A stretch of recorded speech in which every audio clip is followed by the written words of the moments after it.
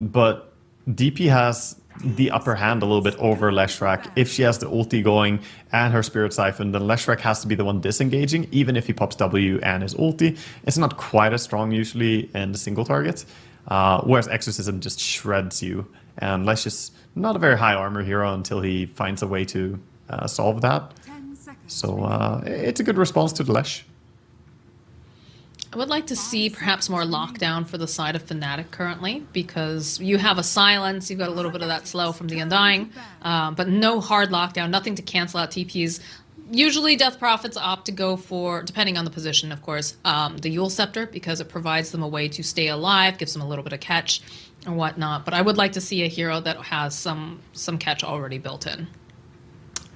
Yeah, it would be nice to get something. They, on the Team Spirit, they ban out the Ember and the Visage. Both are, you know, slightly good at chasing at least, but not really the hard lockdown. So this is a lot of respect to heroes they don't want to deal with. I think Ember could be problematic for Leshrac early on. The Sleight of Fist is very easy to connect on Lesh all the time, and he can't quite sustain against it. Meanwhile, for Fnatic, they're banned. They're banning out the AA because they're both running. They're running 2 healers from the start here, and SD because SD combination with Leshrac is very strong. So makes a lot of sense. Also, SD ulti against DP, of course, a terrible counter. Now, you do have this Death Prophet who's flexible. They've picked a lot of Puck recently, and they have an excellent Puck player on this team. Obviously, you don't want to necessarily pick it up too early, but is that a solution to having a bit more catch, a little bit more lockdown? Yeah, they could go for it. I would probably pick it later down the line even then, though, or try to wait a little bit more. Puck would allow them to get some way to guarantee the fight, but it's also an ulti-based lockdown. Perhaps they want something that is not dependent on that. And looking for Fnatic's +5 here, I think something as simple as just like a Bane or something, you know, something that has reliable disables early on. It can be hard to get a long channel Fiend script here, but I think they need a hero that can stop Leshrac right now from having that big impact. What about a Disruptor? That's been a very popular hero, gives them the latch capability. Could certainly be great here. I mean, Disruptor is good against Leshrac too, and it solves the problem that they have right now. They would also double down on the silence, so they have even more ways to prevent people from using spells. Team Spirit, they are adding good combos here, though. I like the Snapfire when you have Clockwork. The Cogs can now set up for both Leshrac and Snap to be landing their spells into it. And it's, again, a good, like, a ranged, a melee, both tanky. They're playing the meta, not doing something too surprising. Team Spirit with pretty well-rounded opening, not super aggressive about something. They have a bit of everything. Yeah, it definitely feels like a well-rounded draft so far. So we've thought about the Bane as a possibility as a +5. It's also ranged, which would be kind of nice. Perhaps something like a Disruptor, like you said, the Double Down. We've seen a lot of that Ags. Okay, there's a hero that you and I have not seen a whole heck of a lot of recently. Really not, yeah. Hoodwink is not too common in the current patch, but it is a curious choice against the Leshrac and Clockwork. I don't like Hoodwink against Clock that much, because if you do get rocketed in the tree line, you could get hook-shotted and then you are stuck in the cogs very quickly. But on the other hand, it's good against Leshrac because you can sit in the tree line and not be as easy to run down. Morphling, though, that doesn't surprise us much at all. Raven, Morphling is very, very strong, and this is a great Morphling patch overall. Yeah, I've been seeing a ton of Morphling recently in our games. Seems to be like Morphling, Faceless Void, those seem to be two of the highest heroes in terms of position 1 core, I think, for this meta. Yeah, also some good stuff to steal here. I mean, you can easily turn yourself into Leshrac and use his spells. The Edict and the Q are quite good. You can also become Snapfire if you want, some good burst damage. So no matter what he wants to turn into already, it's quite nice, and that's without even seeing the enemy carry yet. So I guess now what's the next pickup here for the side of Spirit? What goes well with what they have? They could go something like a Faceless Void if they were interested in it, with the Snapfire Kisses and the Pulse, whatnot. Okay, all right. They certainly could do that, but they're gonna go with a Centaur theme. Look at Leshrac, look at Centaur. Wow, they're picking similar heroes. No, but in all honesty, the Snapfire and the Centaur, very common combo, probably one of the biggest staple combos of the entire DPC this year. I want to say, like, I have seen so much Snapfire Centaur in competitive Dota, and that and like Centaur or Mars Snapfire, I guess, would be even more popular. But this is good. This is what Team Spirit needed. They need more stuns, more lockdown. Anytime you play against Morphling, you don't need 1 stun. You need like 8 stuns so you can kill him reliably. And wouldn't be too surprised if even the last pick they have is something that has a built-in disable as well. What do you think they want to pick up, I guess, then? I'm kind of on board with what you said about Faceless Void, apart from one thing. It enables the Morphling as well. Morphling is going to turn into Faceless Void and turn that time dilation back over on your team. So I probably wouldn't go for that route. Perhaps even go for something like Naga Siren in this game. If you feel confident you can drag it out, then Naga is quite competent against the Tombstone. You can sing and kill it. Matches decently against Morph. Fnatic are respecting the Troll. That's what they're scared of. Huh. Okay. I mean, that is a hero that we've seen Spirit play a lot of. Interesting you mentioned the Naga, too. I feel like we saw so much Naga Siren in the games that we cast. When I was looking at the statistics, Naga wasn't even listed in the top ones in terms of position 1. In fact, it was really funny to look at because I think it was Morphling, Faceless Void, Terrorblade, Pudge, and then TA. And if you had told me, like, a year ago that Pudge would be a position 1 and one of the top picks during last chance qualifiers or whatnot, I would have been like, you're out of your mind. Yeah, he changed a lot. He has evolved. It's a new era for Pudge, the most popular Dota 2 hero. Gets to be griefing us on multiple lanes nowadays. It's fantastic. All right, Monkey King. This is a fast-playing draft coming up from the side of Fnatic. Okay. So this is now looking very interesting. Looks like this is going to be a mid-Morphling, quite likely then. And they want the Monkey King against the Centaur. So at least that's what I'm feeling, unless they want to do something more creative. But to me, it looks like an off-lane DP together with the Undying or Hoodwink. They probably want Undying against Centaur and Snap, though. Some strength heroes that everybody would love to... Undying would love to be paired up against. Take away all their strength. Yeah, no, that would be ideal. I mean, there's also Clockwork. When you have that double strength support, the Undying is going to be quite happy. And this is what we see so often. Even with the first phase pick, Undying, we see not 1, not 2, but 3 strength heroes. And Lone Druid comes out for Team Spirit. I think that's a great answer to a lot of what Fnatic have picked here. I think the fear from the bear can be very useful against Death Prophet to disengage her. Make her run away. And it can also be a great way to make Monkey King run out of his ultimate. So interesting ways to counter 2 ultimates over on the side of Fnatic here. So it's going to be carry Morphling. We see the players now locking in what they're going to be playing. So it's going to be Raven taking the Morphling after all. And it's just going to be Jay taking the Monkey King. So I'm curious, which draft are you favoring more right now?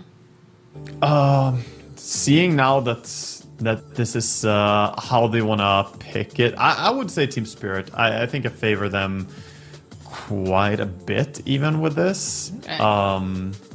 Yeah, it just looks very easy to execute, and while they don't have like the hardest late game carries necessarily, Collapse could scale quite a bit on his Centaur still.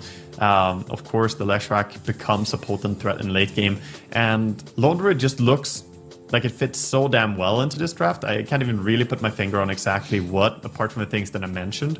But could also be that he's quite hard to burst, and I don't see the lineup of Fnatic being able to kill Lone Druid that easily in the fights. Okay, so what are the timings then for Fnatic if they want to stand a chance against this lineup? it depends how the Morphling's laning stage is going to evolve. If he has good farm, if he is above everyone else in net worth, then they can really take it slow. But otherwise, I would like to see them make a lot of moves with the DP ulti as fast as possible. Utilize that DP ulti is hard to counter until people have survivability items. So they have kind of two power spikes, one being when Morphling is enormous, and the other being DP before people have tools to solve it. So we'll see how Morphling's laning stage goes. Yeah, I'll be interested to see how they're going to be able to shore that up, make sure that, Raven can get what he needs, and then, like you said, want to see a very active Death Prophet that's moving around the map. With the supports that they have, though, it feels like they should be able to kind of take advantage and sort of shore up these lanes. What do you think? Yeah, they have good supports to shore up the lanes, but we also have seen how strong Snapfire can be in laning stage, what she can do, and it's not necessarily like there's a glaring weakness over on the side of Team Spirit. It comes down a lot to how well they make use of their Lone Druid as well. I mean, last series we cast, CSing was really what dictated who won in the second game, at least. The laning stage pretty much broke the entire game there. So let's head into the game and we'll see what's gonna happen here. All right. Well, as per usual tradition, everybody's gonna smoke up out of the base, get out of there a little bit faster, try to plant those wards. Kind of a fun little tidbit. When I was reading my interviews, Maposhka mentioned, he's like, man, something to the effect of, like, this map is just, it's boring. It's too easy to find where everybody's wards are. It's so predictable. He would like to see a change on that, for sure. And I think another person mentioned that too. I'm trying to remember. It was the support players just saying, love to see, a slightly different map. Because it's just too easy. You can generally know where the warding is. And if you think about it, the wards are pretty much always in the same spots. Like, occasionally you'll get an interesting ward, right? But for the most part, it seems to be the same spots over and over again. So I'm looking forward to seeing all of the wards dewarded by Maposhka after that statement. Yeah, we'll see. I mean, that's a bold thing to say, that the wards are too easy to find. I certainly find that a lot of wards still live quite full durations, but I'm totally with him. I would love to see another map change, if not just for the warding, for the new environment to play and understand how to use. Anytime we get map changes, that's always interesting. Poshka's just gonna walk past John Well and see that Monkey King doing a little bit of harass here right off the start. Yeah, Monkey's gonna secure himself the bounty on top, and it's still gonna be a 2 for 2, so no real advantage here. Neither team is like super strong at level 1 fights, unless Team Spirit were to group up all their stuns and go together, but both teams just planting down some vision in the early game. We see also the small camp blocked up top by Fnatic. And the trading begins between Undying. He has his work cut out for spamming that decay as often as he can. I feel like, generally speaking, though, Undying is one of those heroes that's going to be able to really secure Raven a decent lane. And that is something that you said is very, very important, that they're able to get this farm, get the levels in CS over on this Morphling. And again, you can see... just keep stacking up the decay. Does have to be careful though, because they are dishing out quite a bit of damage. Yeah, he also didn't have any HP regen yet. He gets a Tangle, he's gonna start regening up, and decay is gonna serve to heal him a lot in this lane, so he'll probably be fine. But he certainly will be trying to keep the attention away from the Morphling so that he can free farm as much as possible.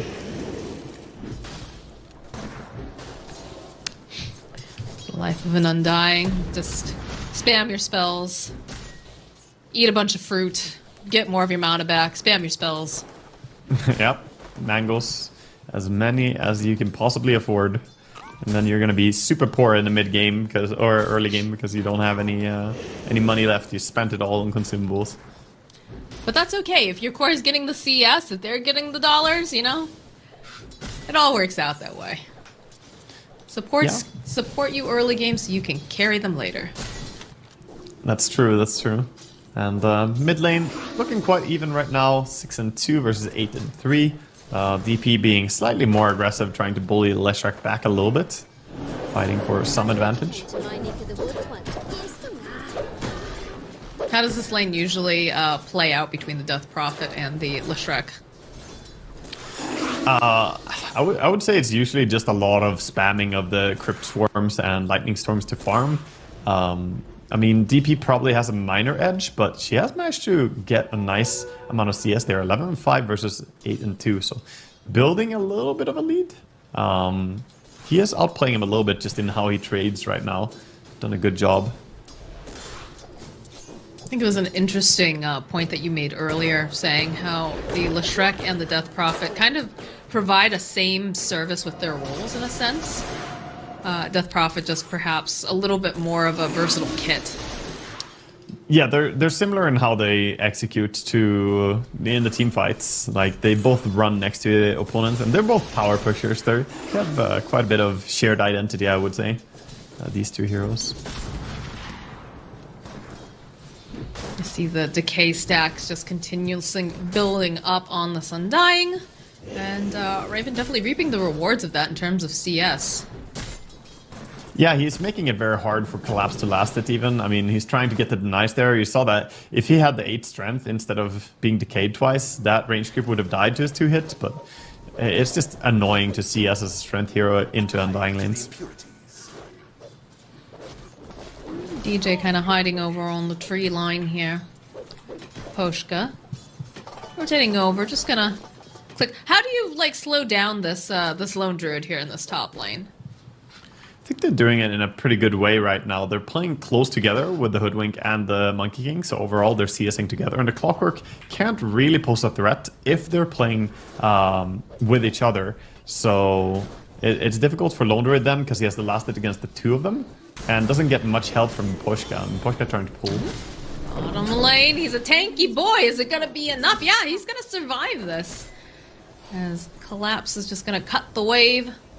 16 decay, I think, over on Dunwell, so he's got to feel very, very good about that. Yeah, nice usage of the Soul Rip as well, but getting these double decays really makes it so costly to try and bring down the Undying, and that's what you don't want to have. It's like, that's the worst case scenario. You use a lot of resources to try and bring down Undying, but he didn't die. They get to jump on Morphling bottom, just trying to get him out of CSing.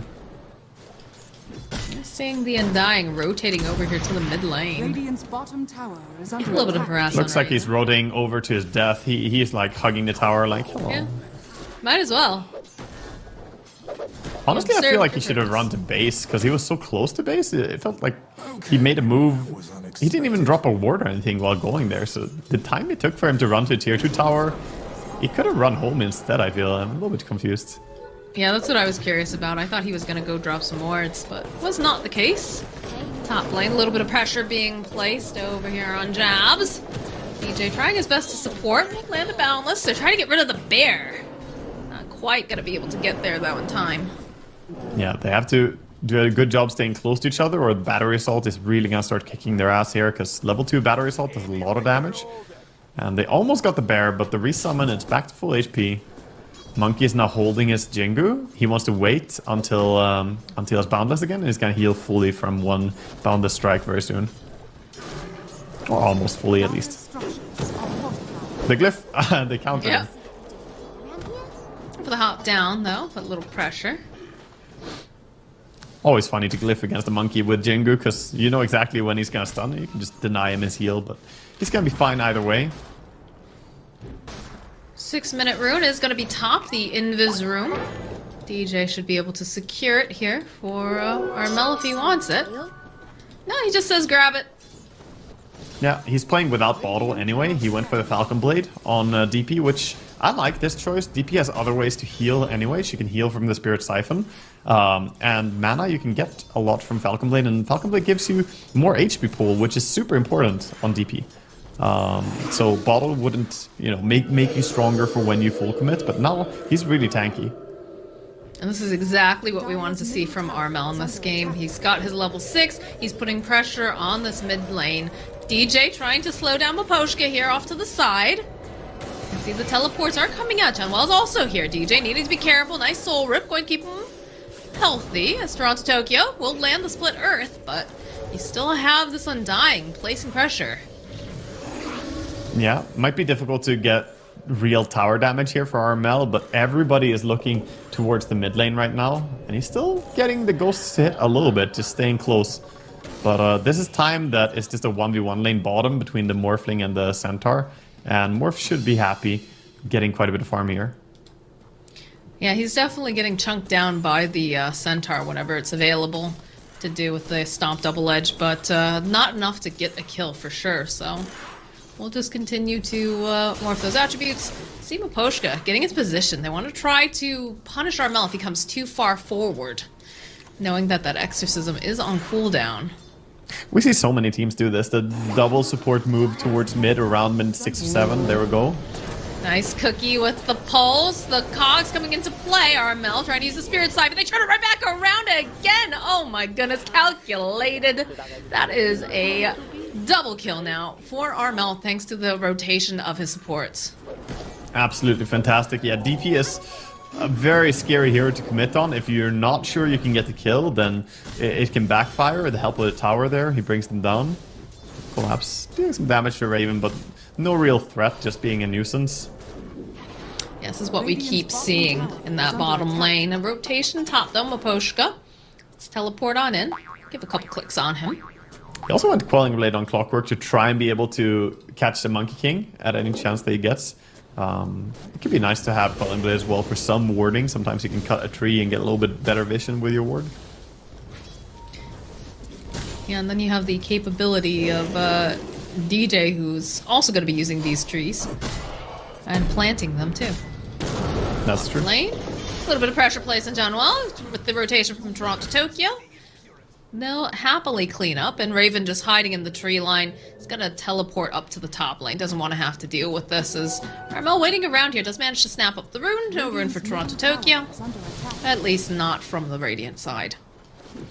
Yeah, so we have the switch up happening by Fnatic. They want to move and start taking the safe lane tower that is Team Spirit. And Spirit gonna do the same thing, just keeping away the lone druids, not wanting to contest. And he goes down bottom, but DJ is gonna go there to try and get the experience when the tower gets pushed. Hoodwink can be a pesky little hero to get rid of. Dire's top tower has fallen. She is a rodent. Radiant's bottom tower is under attack. They are known for their survival. Yeah, but not going to be standing up too well against the bear. It's a bit hard for him to defend this tower. It's still going to fall quickly. Radiant's Down it bottom goes. tower So both of the tier 1s for the safe lane have been eliminated. Yeah, but Samira. Snapfire looking for a catch. Yeah, doesn't quite manage to land the cookie over onto DJ though. And some collapsing here in the middle lane as they really want... Oh, there's double damage top too. They'll go for the Exorcism play, just wanting to push down this mid tower, open up the map more. There's going to be the fortification. Back off momentarily. This mid tower looks like Spirit are conceding it as well, so they're going to fall behind a little bit in tower control here, but they're taking this time to jungle. This is quite typical we see when a team is running the lone druid, that it's a little bit slow to kick off in the beginning. And Fnatic are doing exactly what we talked about in the draft. Use the DP ulti off cooldown, try to gain yourself as much space as possible so that Morphling can farm and get really huge. So who is the person that we should be keeping our eyes on the side of Team Spirit? Because we've already said what Fnatic needs to do. They need to be playing with this Death Prophet Exorcism, and we need to be seeing these rotations come out from the supports. But what's the play here for the side of Spirit in the meanwhile while this Lone Druid gets bigger? I mean, they have hookshot now. I want to see them use the Snapfire ulti and the hookshot together. I want to see them find a chance to get some kills. They're smoking towards the lane where Snapfire is residing right now. But yeah, Clocker's probably going to be the catalyst of all the action for Team Spirit.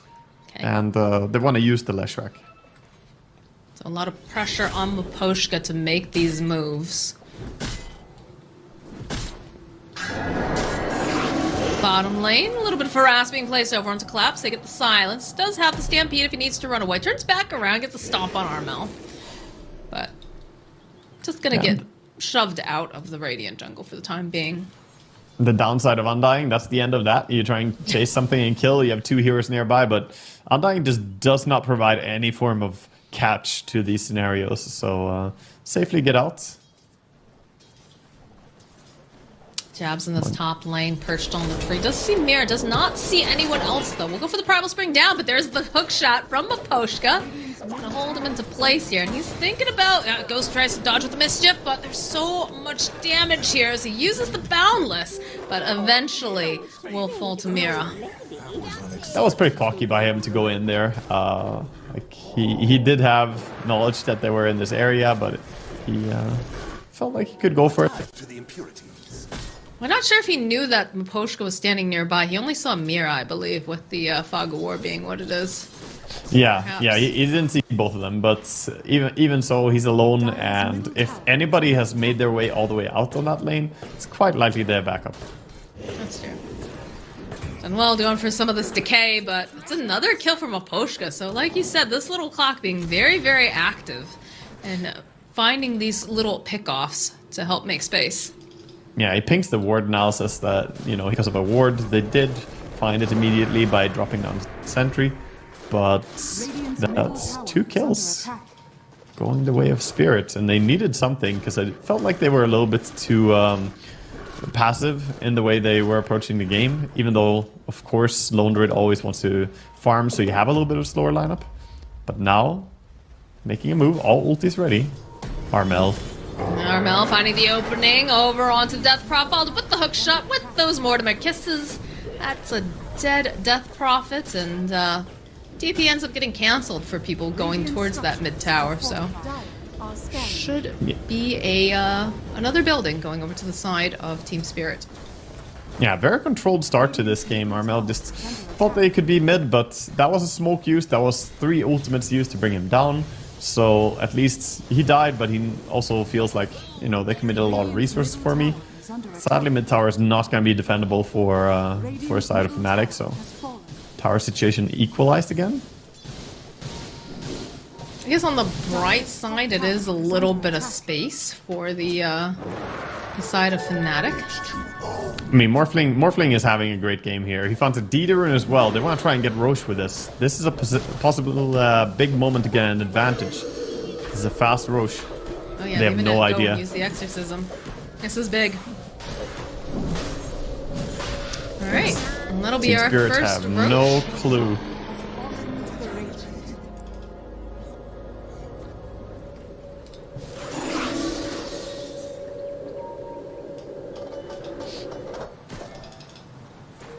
Yeah, so with the safety of this Aegis, he's now gonna go towards top, look to push the tier 2 tower.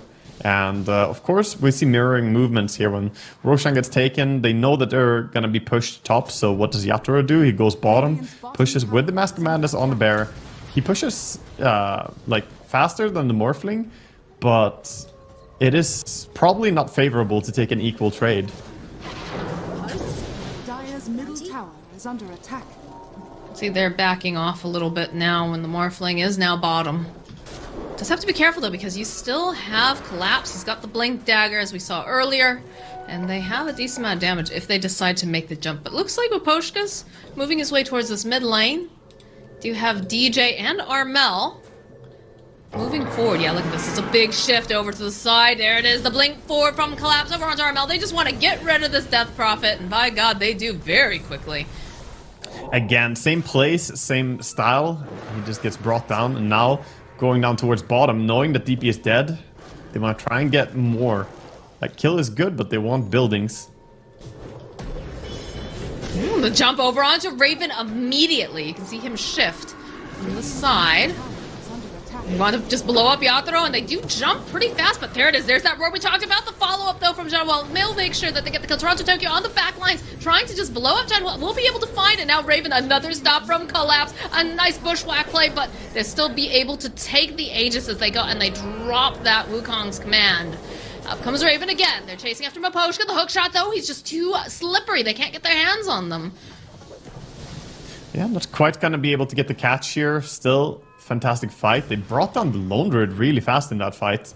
And didn't really expect them to get such a clean goal there, especially with them having DP dead. I think Spirit felt pretty confident. But that confidence also punished them, so losing Yatoro once there.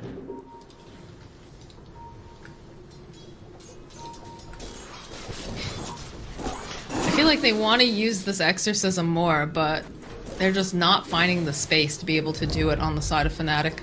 So they go for a smoke play. Exactly. They're quickly going to smoke and try to enable themselves to get in positions to do more. They're already running towards the creep wave top with Morphling and wants to push so that they can maybe get a tier 2 for it. Jabs doing some research here, and we'll see Mira. They'll reveal themselves off on the side, but that's not the hero that they want. Yeah, not quite the targets. Also a difficult spot to fight. They're fighting into like darkness if they go there. You'd rather play under your own vision, your own area you control.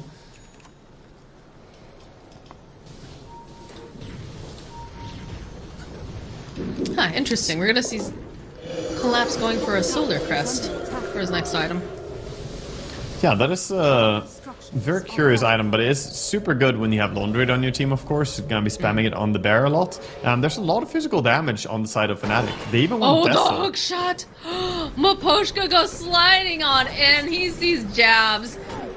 DJ trying to just put a little damage out here, but it's looking a little bit scary now. Collapse gets Silence Cookie just to save him. They've already dropped the Tombstone on the side of Fnatic. It's like Spirit just gonna back off for the time being. They don't want to fight under Exorcism. They don't want to fight underneath the tomb. Yeah, it's quite terrible for them though. They have no Exo, they have no Tomb, and the push is coming now. Team Spirit have a great timing to start doing more. Creeps are being pulled, but I think they don't care. Building should fall. Radiant structures are fortified. This bear just chews through your buildings. Radiant are scanning. Onto Tokyo with that invis. Ooh, he's gonna run over. Okay, they drop the sentry. They know he's there, but Collapse already in position. They just blow up the Undying. Yeah, Undying. Gotta have vision. Not the biggest kill. I mean, last 2 times we saw someone die there, it was Armel. Bottom, they're pushing back the Hoodwink. Yep, these hook shots have been on point. Man, Maposhka's clock is quite the scout. I like the combination there of the fear making him run into the again, so you get 2 pushbacks even. And of course the fear not allowing him to run away at all because he doesn't path around the cogs, just run straight into them. Radiant's middle tower is under attack. The coin of the realm. They're pinging out. They know there's a monkey down here. Go for the Wukongs. The jump over onto Maposhka is trying to run out of the circle. Doesn't the Cox does still end up dying though, so perhaps a little overconfident in what he can do with pushing those limits. Yeah, he did have to use his ulti, but he's happy to do so. Snapfire could be chased here. They want to look for her. Yeah, look at this. Continue the tree dance, but no, Fnatic will back off. Yeah, they get to safety. But meanwhile, though, that was a good kill. And of course, when you're playing with a Desolator, you want to get these kills so that you scale up and get more and more damage. The Desol, that change honestly incentivizes you to fight a little bit more than just farming. So happy to drop the ulti, even if it's for a support kill over on the side of Monkey.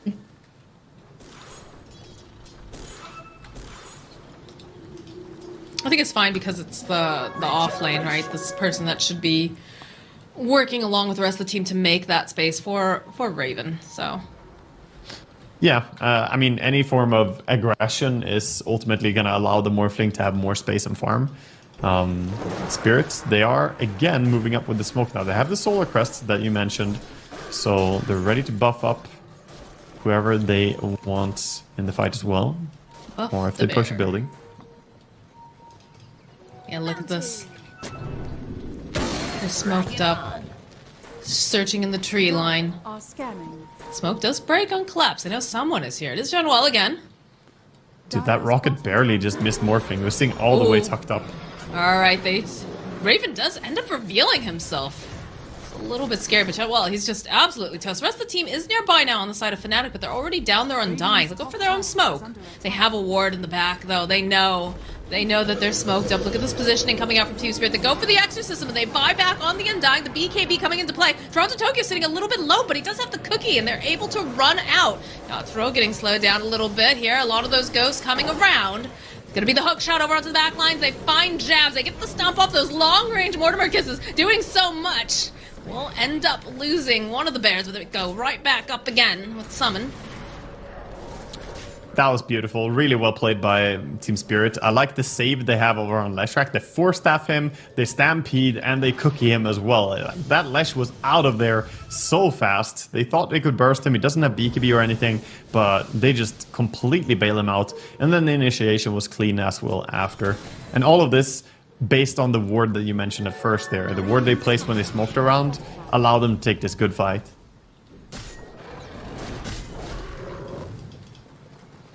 A 5k net worth lead going to the side of Team Spirit. It's And now Bear with the shard again, on Lone look at Druid, that. it hits so fast, so hard.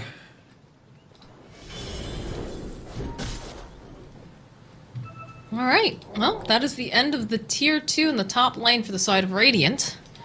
And I'm curious now, like, Fnatic feels like they're really kind of on the back foot. They do have some space for Raven to farm, but I'm starting to feel like Spirit is just starting to get too far ahead.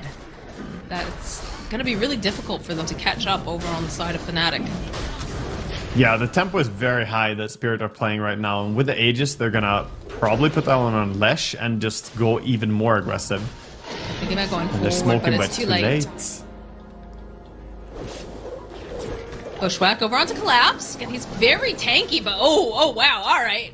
Not so tanky when you manage to land that sharpshooter. Yeah, sharpshooter, the monkey stun, and they bring the morphling in as well. Then you bring him down quite quickly. The survivability they have on Spirit really is when they are all together with the four staff combinations that they have. The four staff clock, four staff on snap, and then the cookie snap, of course. Get those snap fire kisses Dire's bottom tossed tower out. is under attack. A little bit of the cookie hop, hoping they could catch someone. Do have the vision on jabs, but not the damage. So, a little support duo, just doing some poking, just seeing what they can achieve here for the time being. That could have backfired. If he dropped the ulti there and Miposhka decided to immediately hookshot him and cog him, then he would just die to the Snapfire ulti. So, bit of miscommunication or like missed opportunity for Spirit, but they got out safely. Monkey wasted his ulti. Trading Monkey ulti for Snapfire, not the huge deal, but ultimately Team Spirit just feel like they're very in control in this game. How do you feel about the range of the Mortimer kisses? I feel like it is gargantuan. It is. I mean, but I think the range of it should be high. I think maybe Snapfire needs some nerfs in other departments, but I like that the ulti is this ridiculous artillery. Because sometimes the range is so long that people even forget to look around their own hero while they're using it, so you can just go up and kill them. But yeah, the utility of having Snap on your team is certainly huge. I just always think it's funny whenever we're looking at team fights, you have to scroll so far out to be able to see the Snapfire half the time because she's not even on the screen. Just gotta follow the globs. Yep.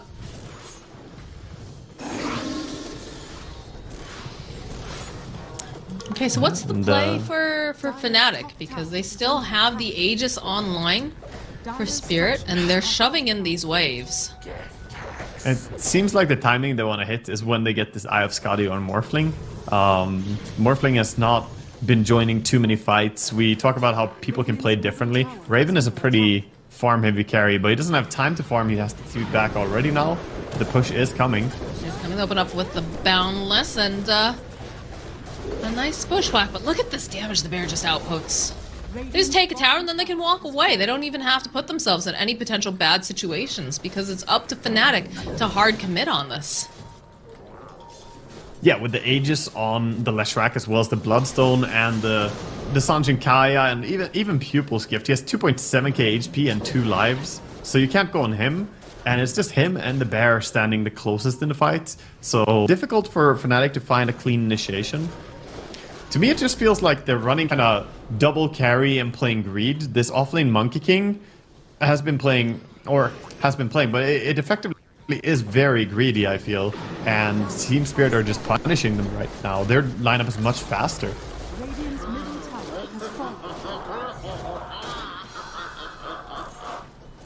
fallen. Mid tower is well taken out now. I mean, they're losing all the control on the map. There's even a deep wards will play. They remove all the towers. They put a deep observer to have vision when Radiant leave their base as well. And they're going to play the area. Radiant Yeah, it appears that they want to see just all of these waves pushed in on the side of Spirit.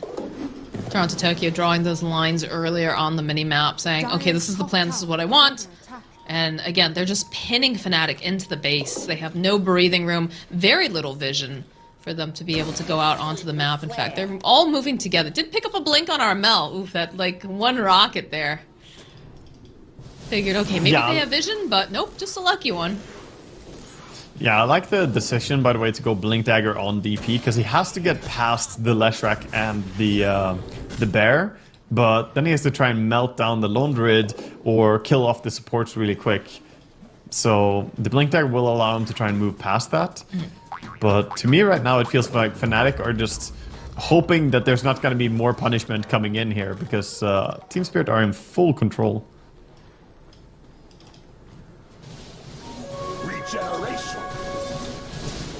How much longer do we have on this Aegis? We've got about 10 seconds left. So...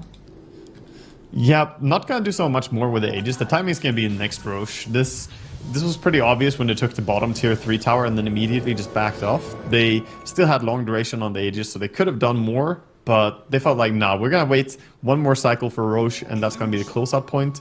Very methodical by Spirit here. Fnatic, they're trying to break it though. They know that this game continues in a safe manner. They're just gonna lose their base. So they smoke out, trying to get anything. But they have to go deeper. They have to commit for a move quickly. But how do they approach these fights? Like that's my big question, is how do they get that advantage?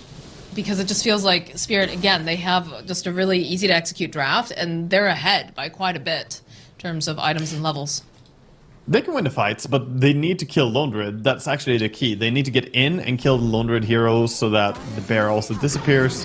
But yeah, they're not in base, and here comes a super lightning fast push. I mean, this Vanguard that they've got going on, not the actual item, but just like the heroes, right? Like, you got to get past Collapse, you got to get past Mira, Clockwork even, the position 5. Very tanky, very difficult to jump onto to get Toro.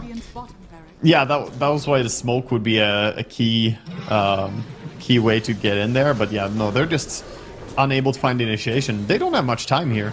No, they have to make it happen. Trying to make it over onto the back side here, trying to find this opening. We'll be able to go drop the Wukongs, but they just immediately run out. As Armel has popped the BKB, he's trying to get whatever he can, but Toronto Tokyo just murdering people here with the kill on DJ. He didn't get the stun. He put down the Wukong's command, but he didn't stun during it, so they just allowed to run out of it. I think he misclicked a bit because he tried to cast it there and then he canceled again. I definitely don't think he wanted to cancel it. I'll just wash, rinse, repeat over here, dropping the Wraith Pact. We'll see the itemization has just been excellent too over on the side of Spirit. There are multiple Force Staves? I think it's Staves. But you saw how fast they got out of that Wukong's too, because he didn't land the stun. And like, look at the spare! Collapsing and opening over onto jabs. Big silence getting dropped, but there's so much split earth going on. Yeah, they're trying to kill the bear, but I mean, it's barely even taking damage from all this hard work. Get it? Nice. Yeah, there we go. Oh, okay, alright, the boomerang gets them. Yeah. But there's immediately the resummon. It's like, nice Rax nerd here, you can have 300 gold, but you know, you don't anymore. Fnatic just not getting a chance there. I mean, they committed both the Exorcism and Monkey King ulti. I'm honestly a little bit surprised even that Spirit didn't want to commit to close out the game there, but this just speaks for how controlled they're playing. They want to take this slow and steady and be sure that they win, not risk something when they only have one bear. And like, if they died without resummon, could be really bad for them. So play is going to be around Roche Pit.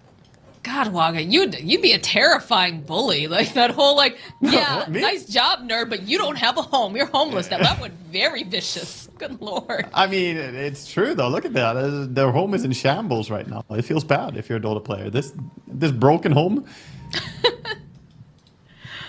Yeah, that's all you have. And at any moment, the wild can come in. Okay, so Fnatic now angling to try and get on the map. They're moving top. They don't want to just let this Roshan go the way of Team Spirit. So they want to try and take over anything they can. If they get the tier 2 tower and then outpost, they're actually in a good spot to hold on to Roche Pit. But look at this. They've got creeps going into the base. You've got Toronto Tokyo, who's just able to put, like, they have to go respond to this. And Toronto Tokyo, he has boots of travel. He can just continuously give a shove. And already you can see Jabs has gone home.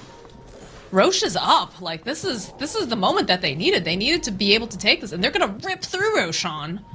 Oh no, Undying. He might be caught out here soon. Yeah, I'd say he got caught out. Well, into the pit. Yeah, he dies in just like 2-3 hits right now. We're gonna see a fight break out, though. They see Miposhka. Again, these 4 stevs coming in clutch, plus the Stampede. They just walk away. Buyback on the Undying, too, so...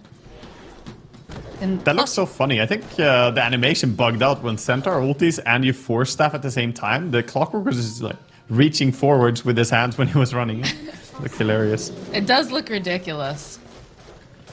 Looks like he's got himself a little... Like, he actually...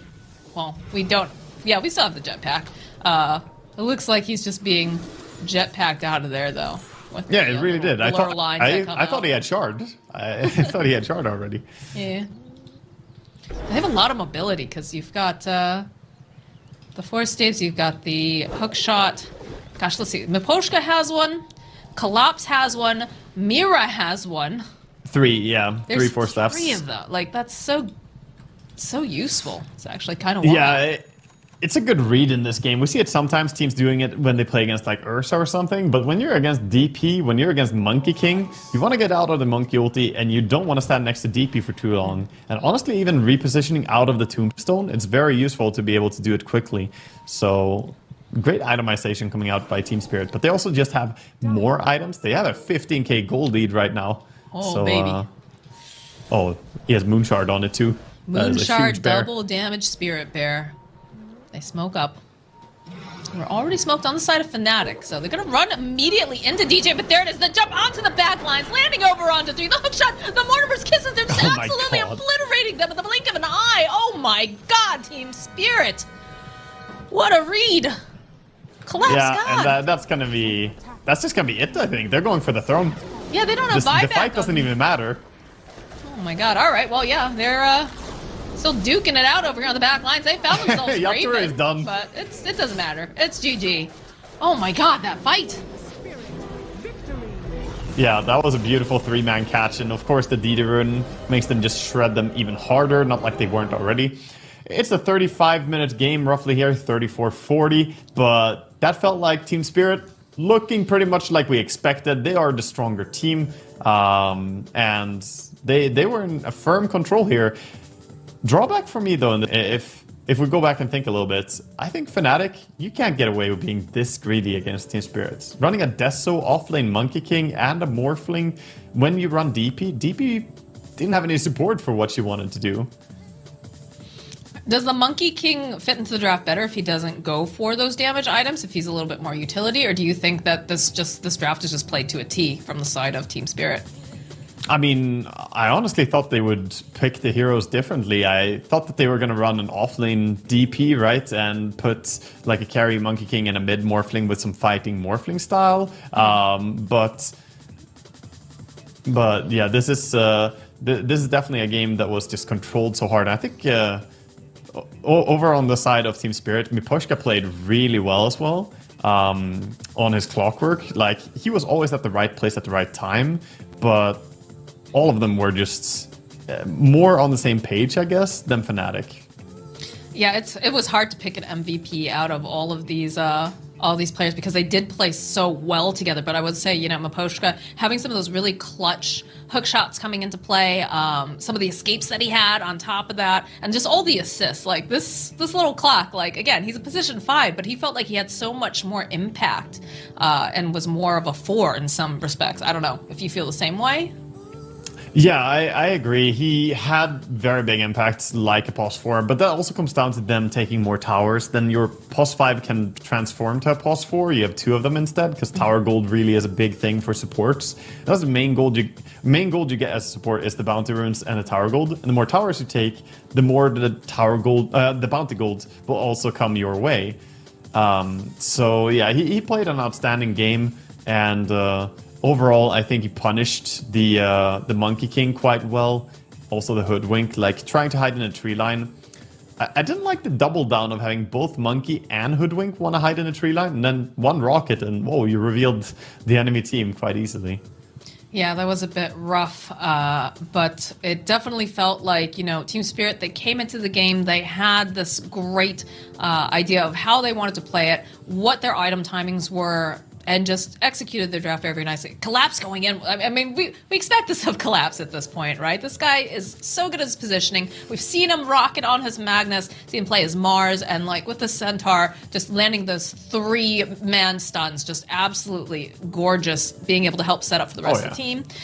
Would like to see perhaps Fnatic do a little less great like you were talking about in the game number 2, because this is a best of 2 series, guys. So for groups, we're going to always have those 2 games. For now, though, going to take a short break, and when we come back, we'll see if Fnatic will be able to spin it back around, get that 1-1, or if Spirit's just going to continue to be dominant.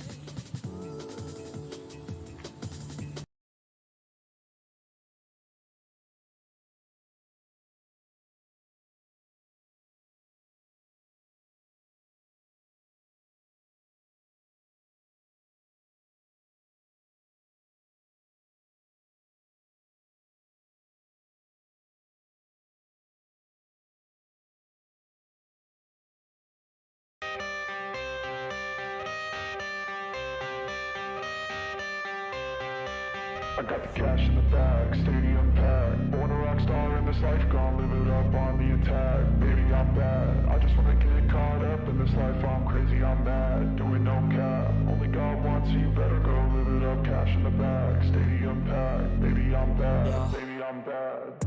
I just wanna stay bad, stay mad. Shit on my shoulder cause they treat me like an outcast. I ain't gonna take that, stay back. I'll be swinging hard till the hits come in all caps. I ain't gonna lay back, pray that someone's gonna help me. Ain't nobody like that. I ain't gonna wait, that's all fact. Give me one shot and I'll never get the throne back.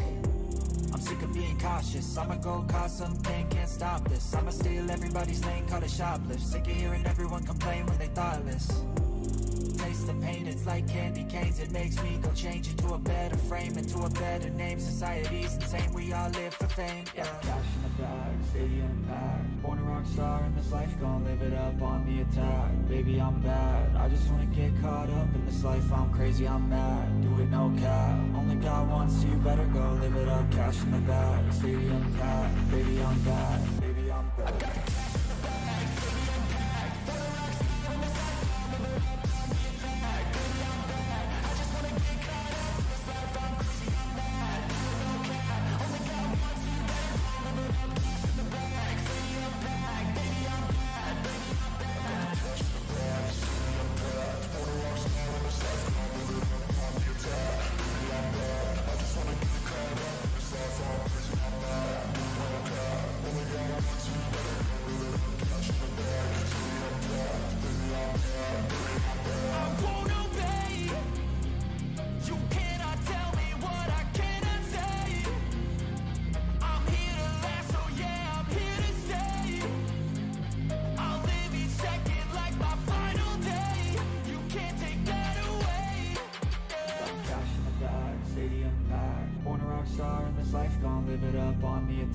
Baby, I'm bad. I just wanna get caught up in this life. I'm crazy, I'm mad. Do it no cap. Only God wants you, better go live it up. Cash in the bag, stadium packed. Baby, I'm bad. Baby, I'm bad.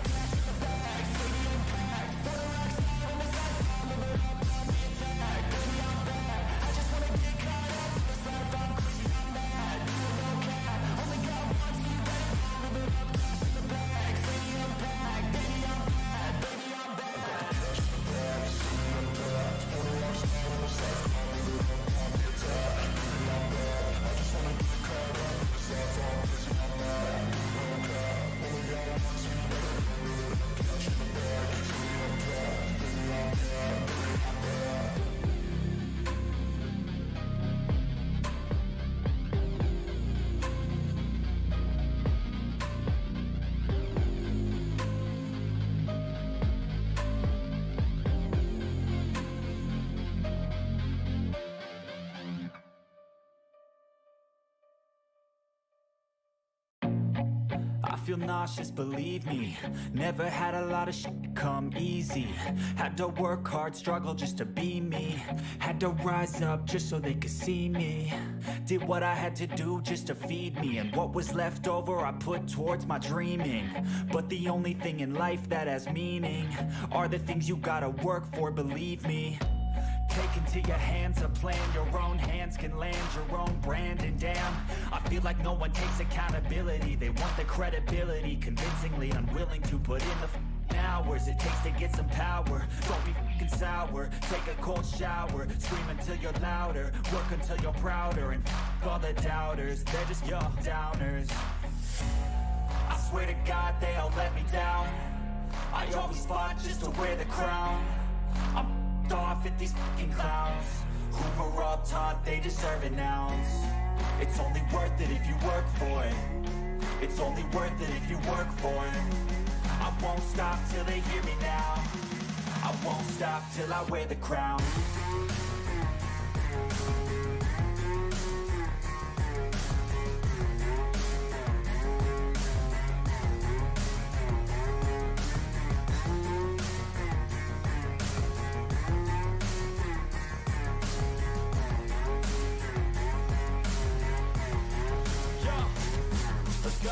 I'm just telling you to fight for your dreams, but it's not what it seems. Man, it's hard to be seen when everybody wants to be king. Yeah, they all want a ring, yeah, we all want to be free. So show me what you got, what you bring, how you fight in the ring, how you take a fucking swing. Do you got heart, are you mean? Got some scars, got some needs, are you willing to go bleed? I swear to God they all let me down. I always fought just to wear the crown. I'm off at these fucking clowns who were all taught they deserve an ounce. It's only worth it if you work for it. It's only worth it if you work for it. I won't stop till they hear me now. I won't stop till I wear the crown. I swear to God they all let me down. I always fought just to wear the crown. I'm off at these fucking clowns who were all taught they deserve an ounce. It's only worth it if you work for it. It's only worth it if you work for it. I won't stop till they hear me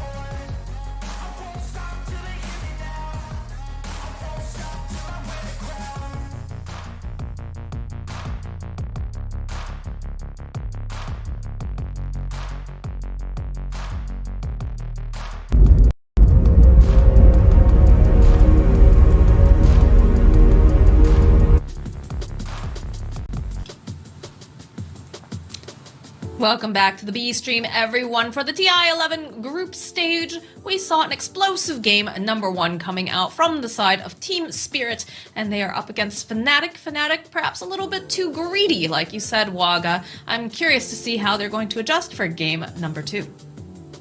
Yeah, I mean, at least that's how I feel. I think against a team like Team Spirit, if they play tempo heroes as well, they play Leshrac, they play Lone Druid, I don't think you can get away with being like greedy to the extent that they were running that Desolator on the offlane Monkey King, as well as running a Morphling who just wants to farm. I think you need to find a way to be more fight ready at an earlier stage. So let's see if it's, you know, back to a drawing board and if they're more prepared for next game. Fnatic though, they got the second pick as their choice this time, and I believe that's Team Spirit. Oh, that was actually a previous game, right? Are they? Oh wait, it's for some reason showing last game's choice. Yeah. Oh, okay. I don't know why it's showing up still in the lobby. Happens sometimes. But yeah, be curious again to see the adjustment that comes out from the side of Fnatic. Team Spirit, though, looking to be in fine form. They really, I don't want to say stepped it up because they never really fell down in a sense, but they're definitely proving why they're one of the top contenders for this TI and why everyone has their eyes still firmly set upon them. Yeah, I mean, they're defending champions, so they have to come back and prove their strength here again. They have been looking, like I said previously, good throughout the season, but coming in here and starting out with a win in game 1. It's a best of 2 though, so Fnatic, they still have a chance to equalize. Going into game 2, Team Spirit are going to be the ones with the first pick here, and we should have draft coming up in a second. There it is, and there will be no Enigma in this game. Again, one of those heroes, I believe, like you and I were talking, it's either going to be Marcy or Enigma who ends up being the most banned.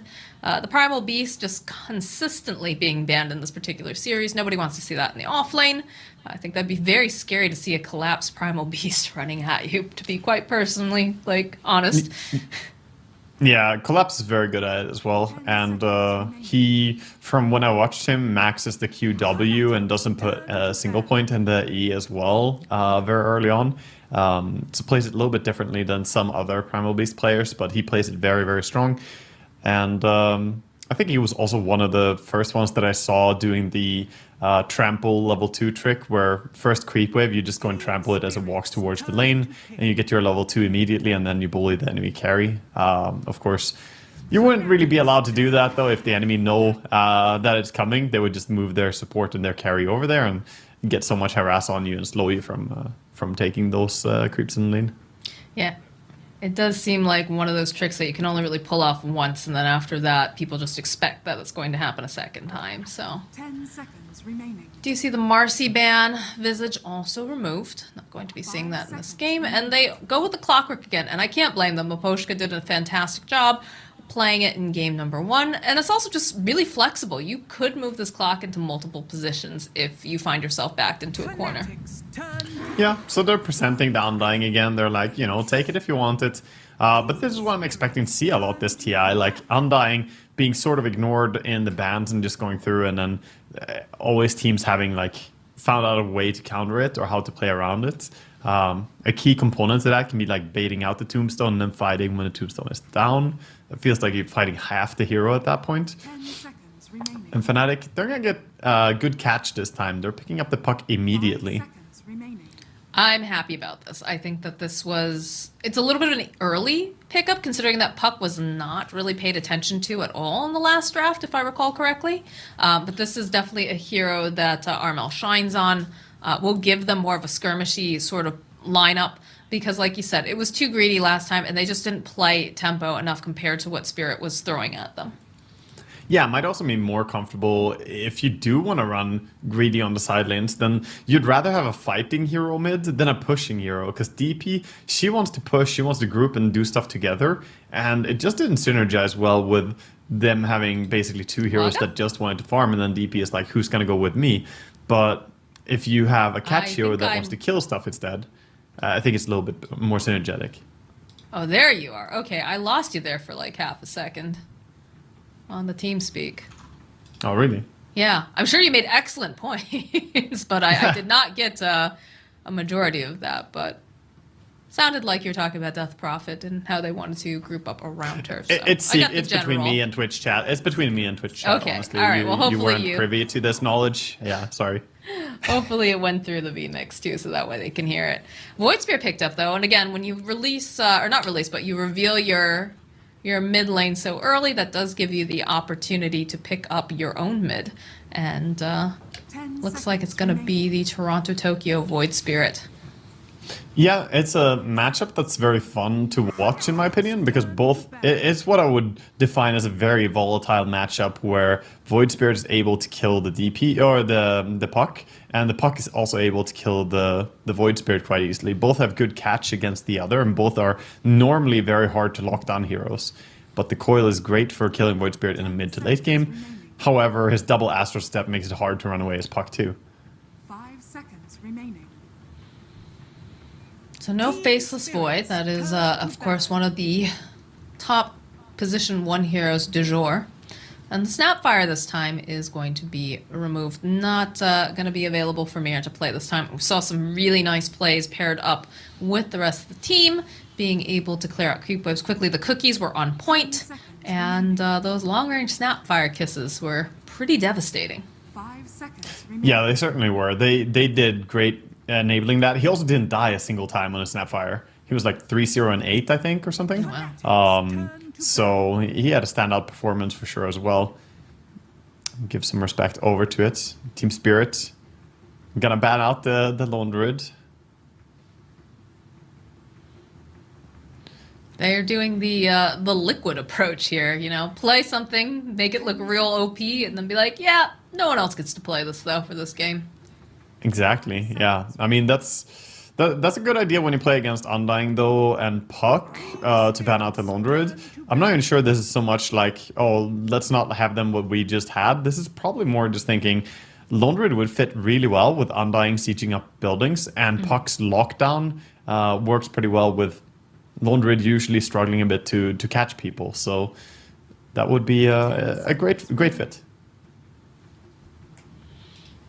Chen not going to be able to have that Hand of God available, or of course have the Chen army for pushing. Because right now I would say they're pretty light on pushing on the side of Team Spirit. So curious to see what they decide to pick up, because they do like to play at such a fast tempo. It feels like a hero that has that ability to take buildings very quickly would be pretty high up in the priority list.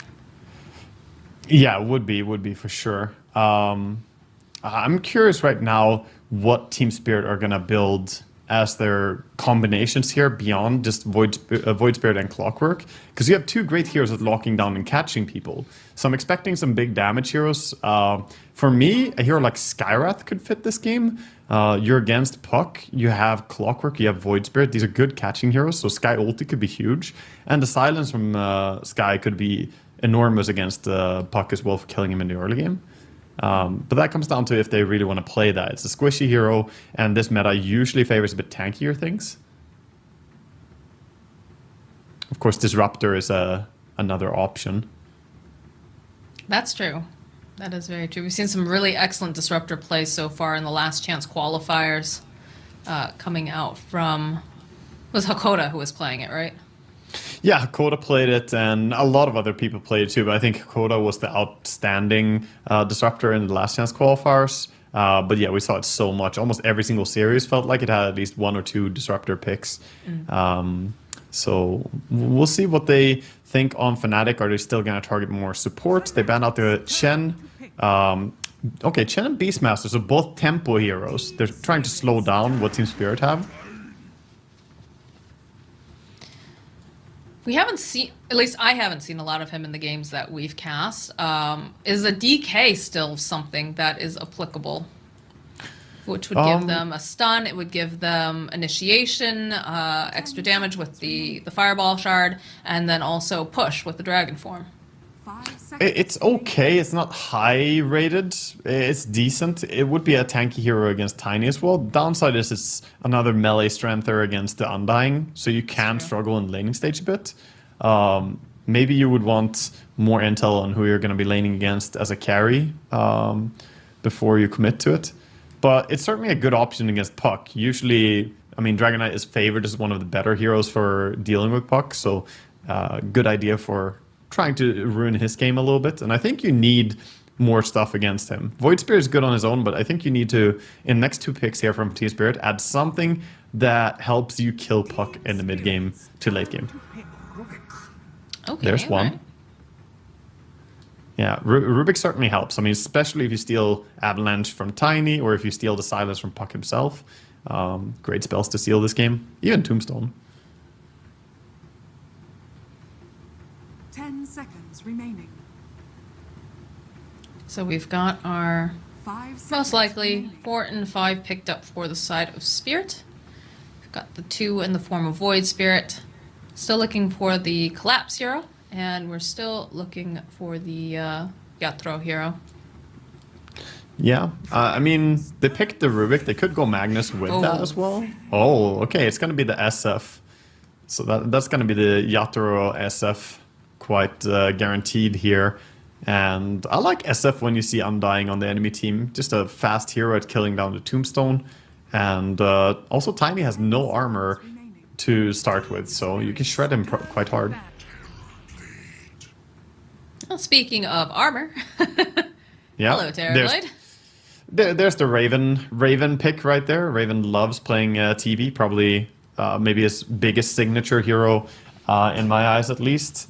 He plays a great Terrorblade. I was talking a little bit last game how he is a very farm heavy carry player.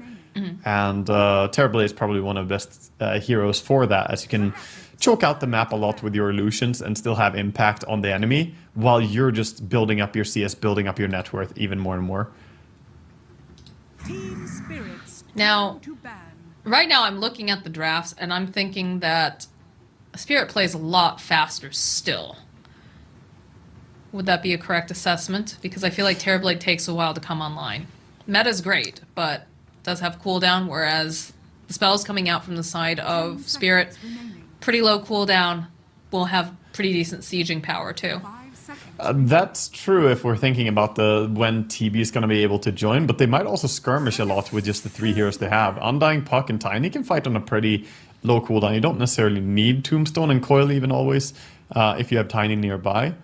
So I think both teams look like they are going to be quite high pace, and I'm excited for how it's going to play out. I'm expecting Fnatic a little bit to be 4+1ing it, and then maybe when they have Tombstone and Meta, they just try and take the big objectives, Roshan and Tier 2 towers. Mm-hmm. What would be the cherry on top of the sundae for the side of Fnatic? Because we talked about having a high tempo kind of skirmishy 4 Protect 1. Who is their 4th member that will be making space for Terrorblade? Yeah, I was thinking about that too. Team Spirit, they were worried about the Venomancer for lockdown here with Venom Wards and the TB Illusions. They have the benefit of waiting though, so there's a lot of stuff open for Fnatic, but right now it's Team Spirit to have to make their choice immediately. They see the TB, they probably would like something with good magic bursts still, so you don't rely as heavily on Void Spirit and SF Races to kill him. I was gonna say Mars. I said, like in my brain, I'm like, well, it looks like the Magnus and the Mars are still available, and Mars seems like it would fit pretty well with what they have. I'm not gonna be the best against Puck, obviously, because Puck can be very elusive, but you'll have other heroes for that. Yeah, What do you there's think of also that? there's added usefulness to being Mars against TB. TB, I mean, Mars does a fair amount of magic damage with his ulti and his spear potentially, but there's more importantly, his ulti blocks ranged attacks, right? And TB is one of the biggest heroes that you can punish with this. If you drop down a good arena, TB cannot help his team. He cannot help, bring in some damage into a team fight. And then you even have the Bulwark possibly retargeting some of the damage if you want.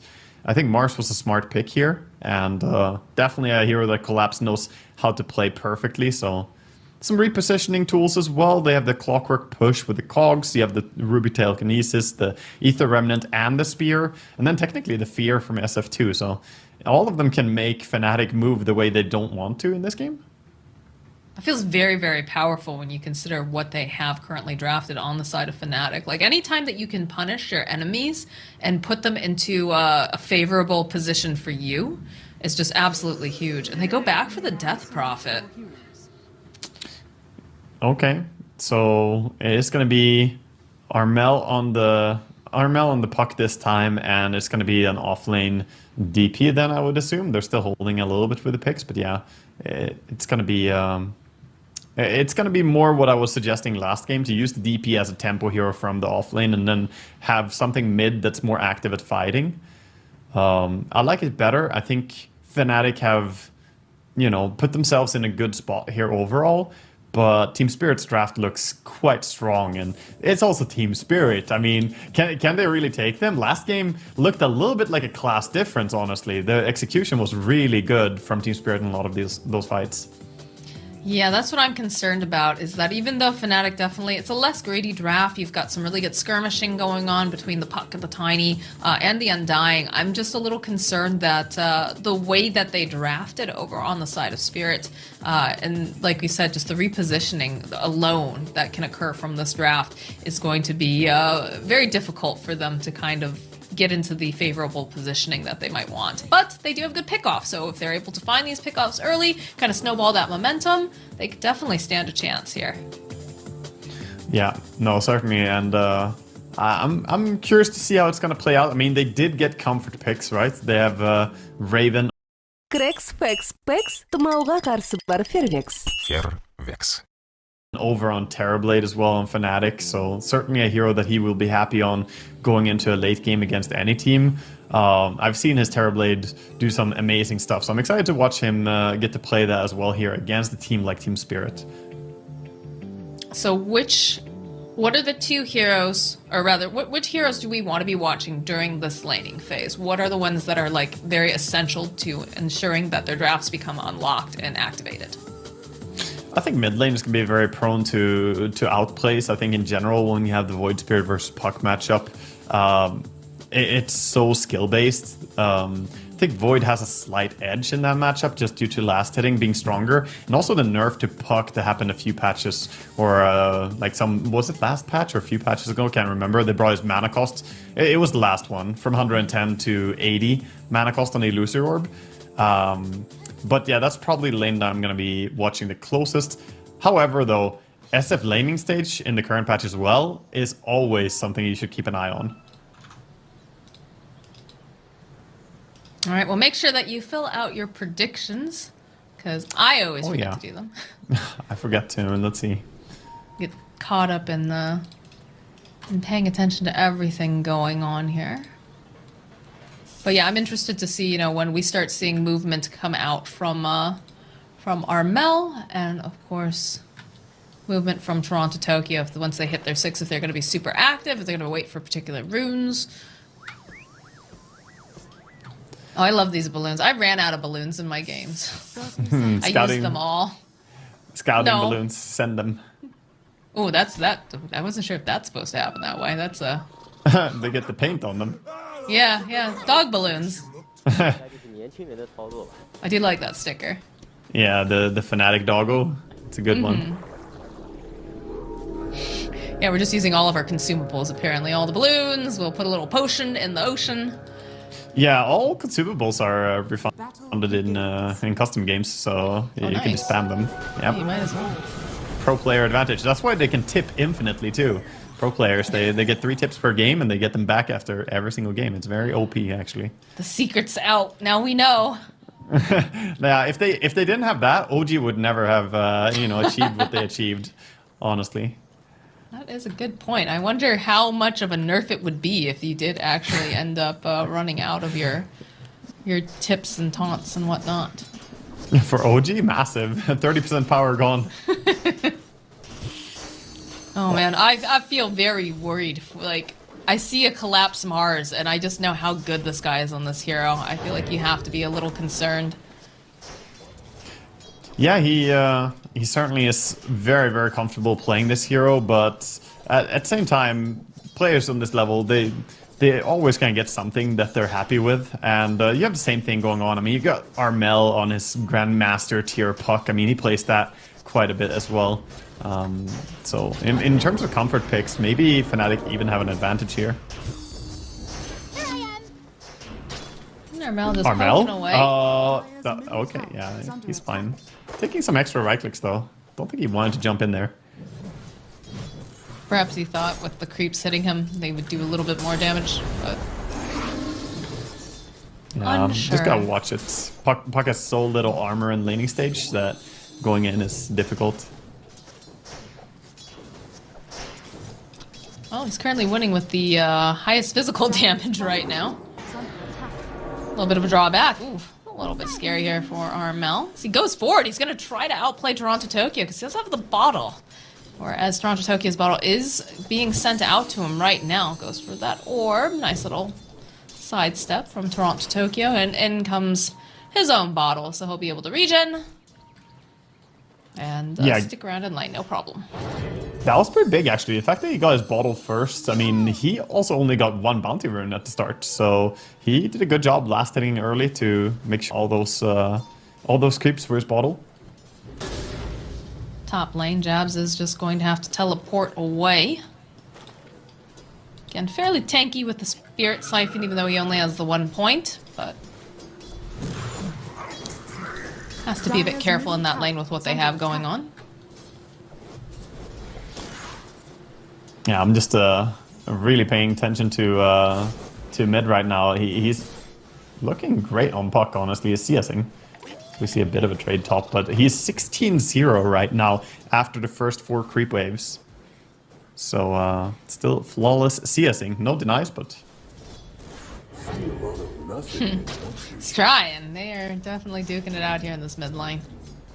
You might wish to retract your last move. The dodge drawback, but it's gonna be fine. What's the sad part about Puck against Void Spirit? You can dodge it initially, but I mean it's gonna land on you when you come out of your phase shifts. It's not like you're gone. You're coming back. Toss back top.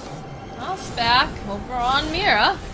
Taking a lot of damage. That's going to be the first blood. Can they turn it around over onto Jazz? No, they can't because he's got the Spirit Siphon. It's just sustaining him so well that now Yatoro forced to run away as DJ continues to chase after him. Gets pushed. There's a toss up into the air. Crypt Swarm comes through. He's still alive though. Pops those stick charges. It's looking very close here. 70-something hit points as Mira joins back in. And will be able to help protect. I'm surprised he didn't keep chasing there on Jabs because he could toss him back onto the DP. He still had enough HP to go as well, but a little bit scared of many more races coming out, but they could potentially have gotten 2 kills there. The toss in? Toss in, yeah. Over onto Yatoro, but it's gonna be absolutely fine. Yeah, telekinesis saving there, moving the Death Prophet away so she can't keep the drain going. Undying, taking a bit of damage bottom, but just Clockwork doing the battery assaults. Yeah, there's a little bit of a skirmish for some runes over there, so just trying to be active, trying to see what he could get. Radiant structures. Raven has the meta popped. Continuing to just push these waves. Top lane, they're going for a deep dive over on Mira. Yatoro turns around, starts trying to get some of these raises off, get a little bit of space, trying to hide a bit more. DJ not looking super healthy, but the toss back. Oh my god, what a play! They'll find the kill on Yatoro, and they'll still be able to get DJ and Mira. That was a well-deserved tip. Beautiful toss back in there, getting the double kill for his DP. This lane is starting out beautifully for Fnatic. Very nice play. DJ with the moves. The calculated toss, realizing he's going down, but he's gonna take some people down with him. Bottom lane still just kind of safe farming here. Very hard for this Clockwork Mars lane to put any form of threat over on the side of TB when Undying is just in front, you know, doing what Undyings do. This lane is not necessarily the most exciting right now, but Raven is probably pretty happy with it. I like how DJ teleports to the mid lane. I believe he refilled Armel's bottle. Walks directly... Oh gosh, alright, there's a kill, and there's the follow-up over onto Collapse, but he's gonna be able to pop the wand and just go right back to lane. Top lane, though, a little bit of play over onto Yatoro. The toss up after the avalanche. Mira's here. He's gonna try to keep Yatoro alive. The Crypt Swarm and that tree not quite enough to finish off this SF, as he's got a couple raises down over on DJ. Mira just throwing out a couple of these clicks. I was watching as they went on him bottom actually, and it's so funny. They cog and catch down Dying, and Terrorblade is running over to try and help, but instead of really doing too much because he has no meta, he just decides to farm the cogs. So he starts hitting them with his illusion and his hero, and farms up 2 or 3 of the cogs there and gets some extra gold. So he trades his Undying for 40 to 60 gold. I think he would do that again if he got the choice. Carry players. Oh, is that all he's worth to you? 40 to 60, depending on the day. Feels bad. Still have DJ hanging out in this mid lane. I was laughing earlier though because he teleported and then he just walked right past Toronto Tokyo like in the mid lane and went over to the I spot. It was very power move, it felt like. Yeah, I know you're here. I don't care. A lot of rotations though to this mid lane. You can see that Maposhka making his way over. You've got Januel nearby. Yeah, DJ looking for the opening. They'll go in with that Dream Coil. They'll toss it back after the avalanche. Step forward though from Toronto Tokyo. They're seeing if they can possibly turn this around. A couple clicks over onto Maposhka. Looks like he's gonna survive. They end up losing down well, and now DJ is trying to run out as Armel has already backed off. So that gank proving to be just an exchange of supports for the most part. Yeah, it was beautiful execution. By the way, both side lane towers being pressured hard as the Exorcism was popped top, and bottom they pushed into a tower as well with Metamorphosis before. But yeah, Jabs. Mel being a little cheeky here, and he's sitting a bit low. Oh, hanging out. See him? Tries to put the sentry ward for vision. No, I can't quite get it. So there's the bottle service from Jean Wall as he teleports back to the mid lane. They're still looking to skirmish here. DJ running into Toronto. Just tosses away, says, get away. Take the gamble on this. It is the Arcane Rune, so that's a very happy Armel. And Oh, the Terrorblade might be in trouble. Oh, okay. All right, he's sticking around here. He's farming. Yep. He knows he's dead. He's farming. He does. What did I tell you? He likes to farm even to the last second. He's like, yep, I can farm these before I die. I like the efficiency though. I saw someone was talking recently about like how you know, some players just stand still and let the enemy kill them instead of expending all their resources. You know, if they look like they're tilting. But I like to see people go down, you know, fighting to the last second. That's what he did. Granted, he was fighting the power cogs, but get every bit of efficiency you can out of the game. That's literally Dota in a Like nutshell. one of the first things they teach you when you play Dota is like, I don't care if you're dying as a support, just use all your spells so you come back to lane when you're first getting started, because otherwise you could have turned some fights if you had had the chance. DJ though fights Maposhka. Gonna get a little bit of a toss. 3-man Dream Coil coming out from Armel. A nice play by Maposhka, dropping the cogs. Going to try to separate a little bit, see if he can get the rest of the team out. Kleps does have the arena if he wants to use it, but Maposhka will fall from that rotation. And while this is going on, we end up losing John Wall to Toronto, Tokyo, and Mira. Yeah, they managed to catch him, use the Astro Step, get that kill. So in the end, a 1-for-1 trade going on, and looks like Spirit might want to fight bottom still. They have the Collapse ulti ready, but it's a little bit dangerous to go in here. Some nice items found. Fairy Trinket and Arcane Ring. Always nice to have on your team. Yeah, Fairy Trinket on Void Spirit now. Very strong. Arena, can he reach? They have He Exo, wants to though. do it. Thinking about going and trying to burst down this Death Prophet. Over on the back lines, the Avalanche from DJ looking very nice, but they just jump into the arena. They'll be able to pick off Jabs super fast here. Now DJ running for his life. Dream Coil gets used again. Mira perhaps going just a little bit too far as he's hooked underneath his area. He's still alive. No, the tree comes in. They'll get the kill down well. They'll pin to the tree as Toronto Tokyo drags back over onto DJ. 3 dead on the side of Fnatic, and all it cost them was their Rubik. Yeah, and they TP mid immediately with Collapse as well, TPing right on top of the Terrorblade who was pushing, so forcing him to back off. And that was a really good fight there. We could see a Rubik and how much he stayed alive, by the way, with his Spirit Siphon in that fight. He stole that and kept draining HP. Almost looked like he was going to live for a while. I like how fast they make these decisions on the side of Spirit. Like you said, sending Collapse over immediately. He's already used his arena. Fight's been won. You see that instant, like, almost reflexive movement coming out from them. Yeah, they want to hold on to the towers as much as they can. I mean, if TB commits meta like that and hitting, then someone has to go there quickly or the tower is going to be gone. So, important move. I like this build, by the way, on Mars. The Falcon Blade, it's quite nice. The Soul Ring is so expensive now, and Falcon Blade gives you a nice amount of damage as well. So, it's a good replacement item. Like Fnatic wants to take this tower, they'll end up using the Exorcism for the tier 1.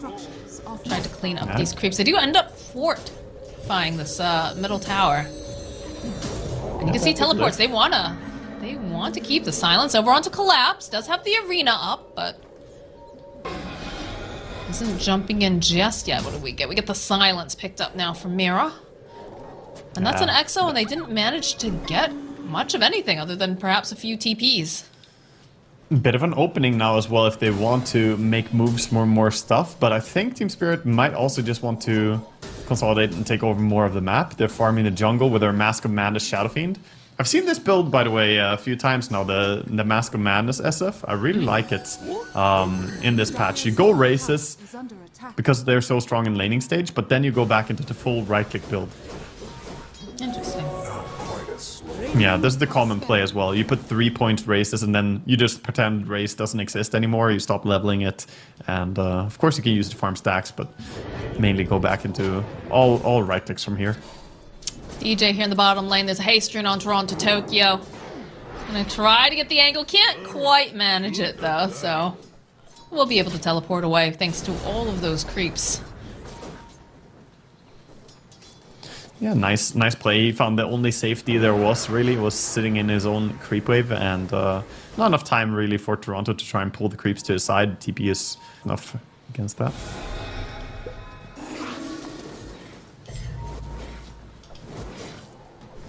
Dire are scanning. Both teams kind of just chilling right now, taking it quite easy. I mean, obviously, Terrorblade is farming the fastest right now, as he has his illusions and had a very good laning stage as well. But due to how Team Spirit have been winning these fights, they have quite good farm on multiple heroes. Their highest farm actually Mars right now. Collapse with Blink as well Falcon Blade. Look at Puck.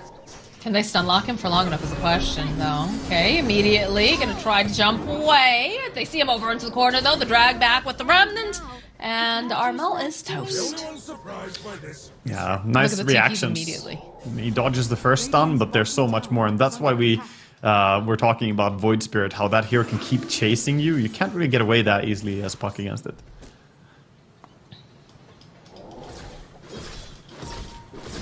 Lines being drawn on the minimap. They have a lot of control in this Radiant jungle currently. Still Terrorblade farming quite well. Top of the net worth, 6.4. Very close though, along with Collapse. And Collapse having that Blink Dagger is going to be a big deal. Miposhka a little bit alone here. Might want to get out of here. There's no Witchblade yet on the Puck. But still the coil. Turn back around here. Do get the silence, but the rest of the team was standing. There's the double damage on Toronto Tokyo. So they're just going to back up Miposhka. Looking for the opening. Nice spear over onto DJ. Collapse does need to be a bit careful here. They've got the Avalanche. In comes Yatoro and Toronto Tokyo. They'll get off a really nice arena. Toss out the Collapse. It will end up dying. And now Toronto Tokyo taking a lot of damage. We'll go for that Requiem. We'll push them away. So they've used the Exorcism. Feeling like perhaps Mira's in for some trouble. The rest of the team has managed to get back to the safety of their tower. These Exorcism ghosts just doing too much, so... Yeah, and Jabs will be able to finish him off. Gonna be able to take towers well quickly afterwards. That was a bit unfortunate for Spirit. They were just a little bit too disjointed there. They dropped down the arena, but SF not really close enough to use his ulti in time with it. Oh, a little bit of a find onto DJ. Can they pop him in time, though, is a question. Yeah, Toronto Tokyo, he still wants this, but barely going to be able to just step out fast enough. They do have the vision. Can they get over there fast? No, he's all right. 60-something hit points. That was really on the edge. Metamorphosis was running out as well, so Raven not going to commit to get baited in by how close he is to getting that kill. He's a very safe, reliable carry player who's just going to keep scaling here. He knows almost killing the Void Spirit still forces him to run back to base, take all that time away from making moves. And he's just going to keep farming. Yeah, he's got his sights set on a BKB as his next item on this Terrorblade. And Miposhka is just going to poke a little bit over at Januel here. And more than a poke, decent this is amount. quite dangerous. Yeah, my god, I think he's going to just get a kill. Boop. And they even managed to they still decay on top of it. Yeah, that's if you get caught out by a level 4 battery assault, there's not really much you can do as an Undying there. He didn't have ulti ready, otherwise he could have gotten some HP from popping the ulti, but he gets found. And again, having a good showing here so far this game. Yeah, he looked very good in the last game too, so... You know, they've had the Undying multiple times, and it felt like... Well, it felt pretty good during laning. It just hasn't really taken off, and they've had a good solution to it every game from the side of Spirit. It feels like they're going to have good solution this game as well, because they're getting quite farmed on the Rubik. We expect that after he gets his Blink Dagger, we might see 4 stabs coming out again. Careful in the mid lane. They'll open up with the Avalanche. The toss to snap the coil. Yeah, Tsuro's looking a little bit scared here, but they'll be able to get the kill despite that arena coming out from Collapse. He's trying to finish off Januel, but he doesn't quite have enough damages. Now the rest of the side of Fnatic just collapse on Collapse. And they'll clean up. DJ and Armel are really fighting well together. That's like the 4th time or something that we see the coil into the toss back snap combo. So that way you actually get a stun at the end of the toss. It's really, really dangerous. And now they're going to immediately transition to Roche. Oh no! Januel was sitting at 30 hit points, and then we just saw the rocket flare go flying in and kill him. That was a level 1 rocket. It's 80 damage, and he died to it. Well, he was sitting a little bit too low there. Alright, the jump in over to the pit. They've already got the Aegis on Raven. It looks like perhaps they'll be able to pop it immediately. Yep, that'll be the case. The BKB got popped on Javs. They'll chase after Mira. And Raven is back up and running. So, do manage to get that first Roshan, but don't hang on to the Aegis for very long. No, they at least take Roshan. I mean, it is really big for Team Spirit that they get rid of the Aegis there. But at the same time, Raven is not slowed down by this yet. You need to make a move and try and get him killed once, because this TB is growing very, very quickly right now. 9.7k net worth, and he'll only keep getting more and more dangerous the longer you wait. Hook shot over onto Raven. Follow up from Collapse. Oh, that's a decent amount of damage, but they go for the Sunder play. Poshka now having to run away. He's going to try to teleport out, but I don't believe he'll be able to make it in time. No, he won't. The chase is on. They do manage to land the coil over onto Collapse. Mira, though, following up, grabs Dream Coil for themselves as he's able to back up Collapse, and they walk away. Okay, so they get something good out of this trade at least. You now have Dream Coil with Blink Dagger on Rubik, so he's ready to go for a fight, but meanwhile it's Fnatic immediately smoking up after the engagement, trying to invade.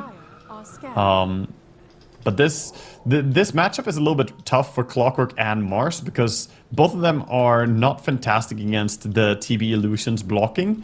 So the battery assault doesn't really connect fully. The spear got tanked by an illusion.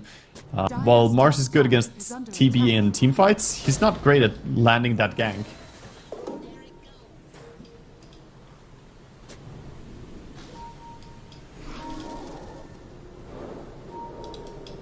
Curious to see what Team Spirit does now. So I do notice the dewarding on the side of Fnatic. BKB is completed though for Raven. That's a big deal. Yeah, he got his BKB. He got it before the SF as well. SF has the entire Ogre Club left to farm. Alright, Puck. He got coiled, yeah. Yep. Seems like he wasn't expecting that. Well, that's what happens when you give away coil to an enemy team and it's turned on yourself. It's difficult for Puck to survive. And they have fantastic catch with the Aghanim Scepter on the Void Spirit as well for the silence. And he has Arcane Rune bottled up now too.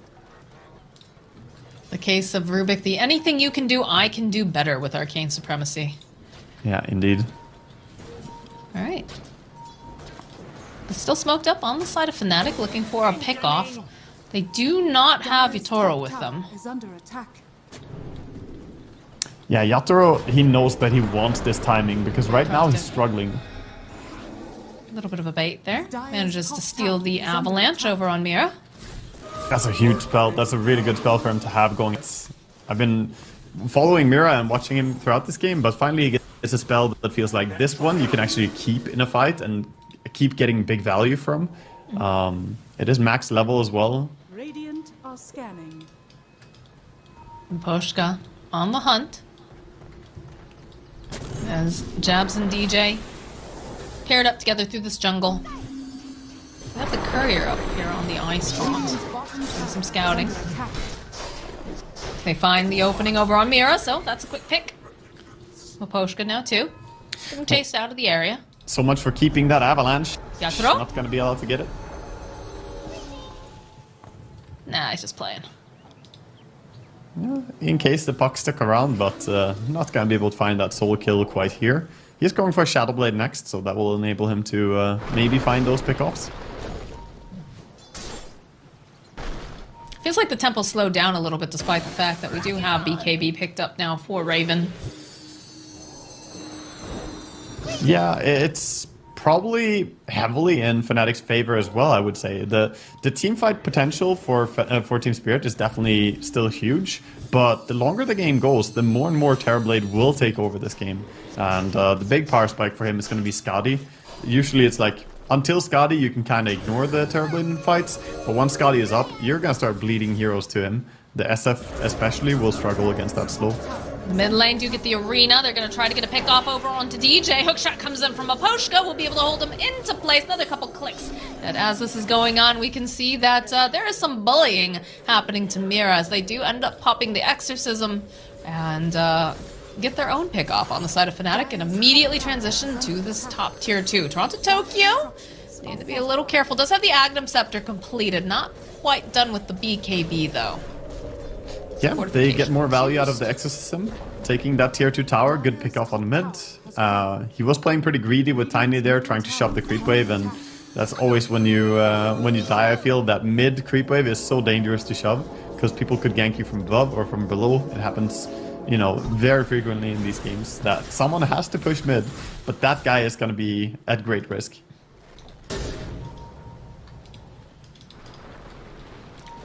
DJ showing in the bottom lane. We'll blink out. You have Yatro, Luposhka, and Collapse all in the vicinity. Yeah, they're hanging around that area. They also have pretty good deep wards over on mid and the triangle. This mid ward is going to be found by the ward sentry. Creeps dewarding. Good job, creeps. You're all getting a raise, only not really, because you're probably headed to certain death. You'll have a Mira, raise for the rest of your life. ping. Ah, this is looking like a dead Rubik. Indeed it is. Nice pick off and then illusion rune for the puck. Poshka, grab cool. this bounty rune and probably have to pay for it with his life. Yep, I'd say so. So both He tossed him mid 4-staff, so stopping him there. That was pretty neat. And how did the Rubik die? He was trying to push that mid lane. Oh, they found themselves collapsed too. Man, this gank trade has no breaks. Yatro getting into position, though. Will be able to go. Use that Requiem. Trying to push him away. Armel getting dragged back, though. Perhaps he's gone too far. That is a dead puck now. Jabs trying to close the gap here, but not going to be able to hold them into place. They need DJ to be able to get these avalanches off. Man, I could feel when they went in there, like, oh no, this is going to be the 1-by-1 feed when the SF goes in, but no, Spirit, they realized, okay, you know what, we can actually turn this fight here using the SF together with the Void Spirit and the Mars. They only lost their supports, they still had the kill potential, so they get a core kill at the end of all this.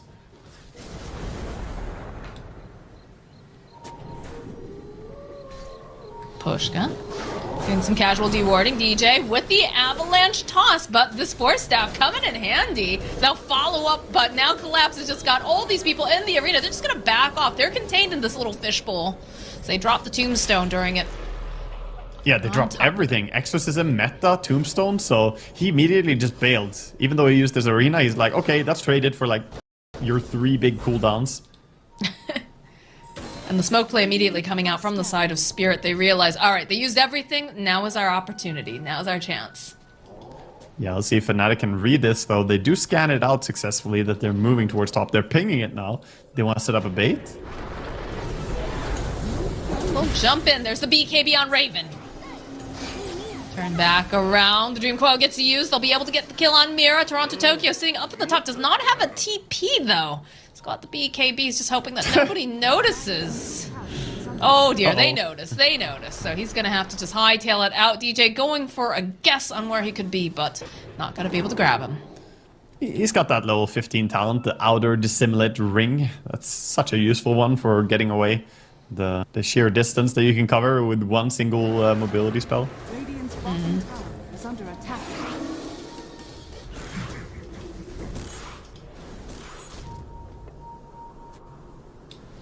All right, well, seeing a lot of these little skirmishes that don't necessarily amount to any huge objectives getting taken just yet, but you can see the way the Fnatic is playing on this mid lane.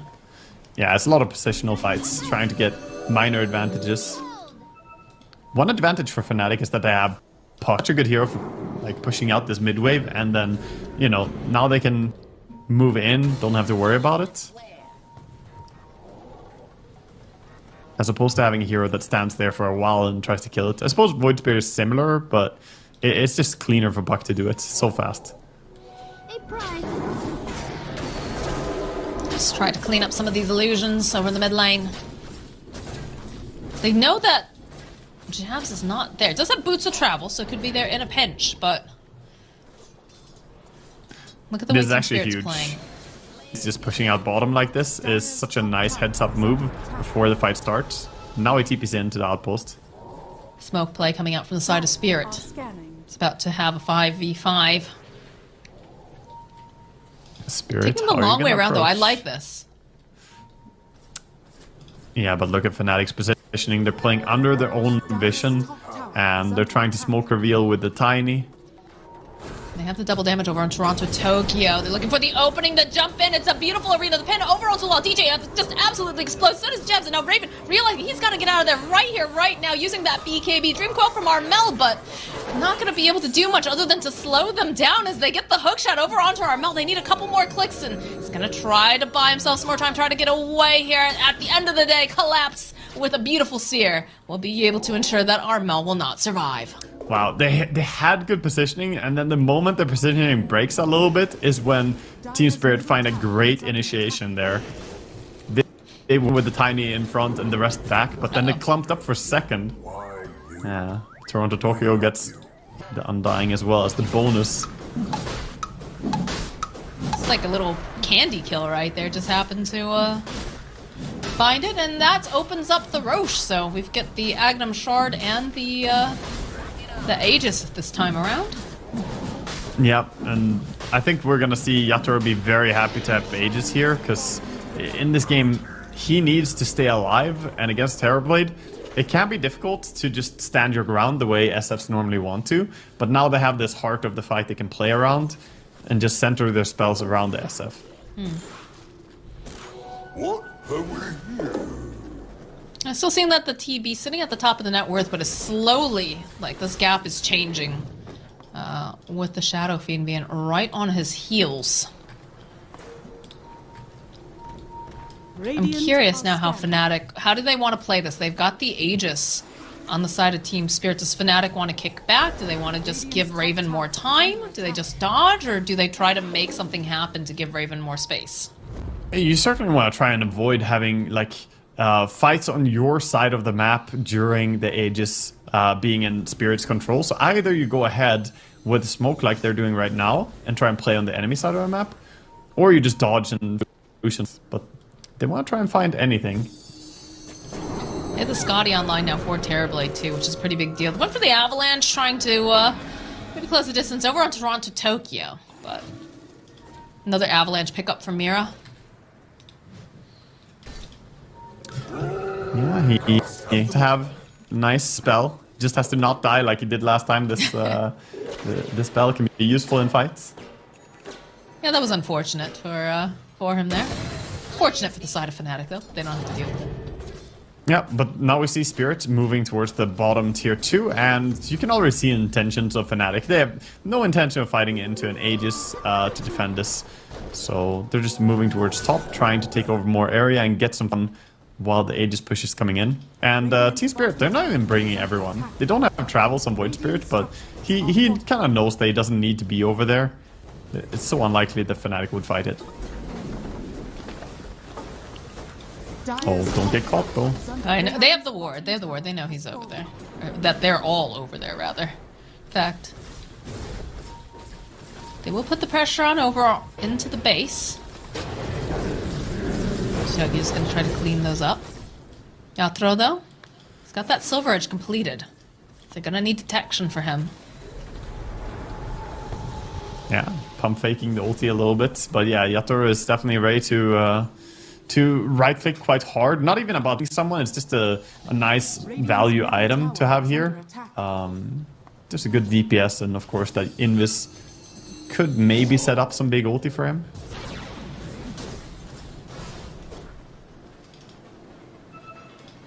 Two minutes on the Aegis, expecting T-Spirit to want to do something now. You don't want to just calmly let the Aegis time out here. I think you want to gain more advantage. They're doing an excellent job of just dodging. They do have the sentry over here on the side. Oh, a little bit of a click, revealing that they know that Yatoro's there. A little bit of a split fight here as Yatoro is separated, so the Aegis will go down. DJ, though, next to fall. Exorcism getting popped immediately over here on Jebs. BKB from Raven. Nice arena coming through from Collapse, but it's not going to be enough to keep Yatoro alive as he just absolutely melts. Collapse realizing he's got to get out of here. He's got to get out of here fast. He cannot do it. The Dream Coil gets used. He is going to fall.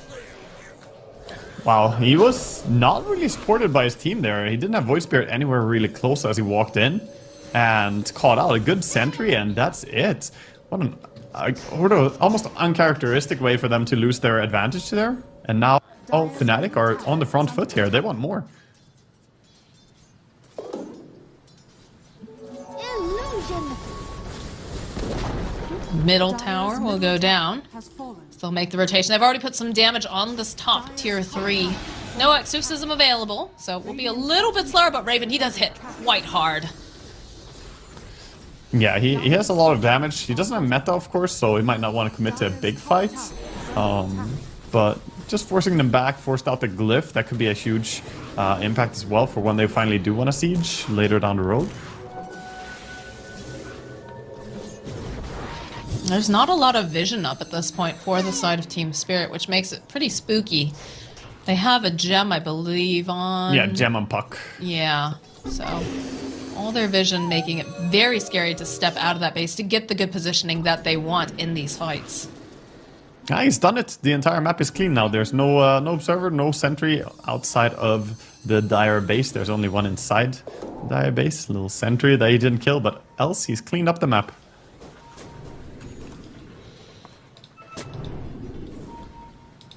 No meta for another 47.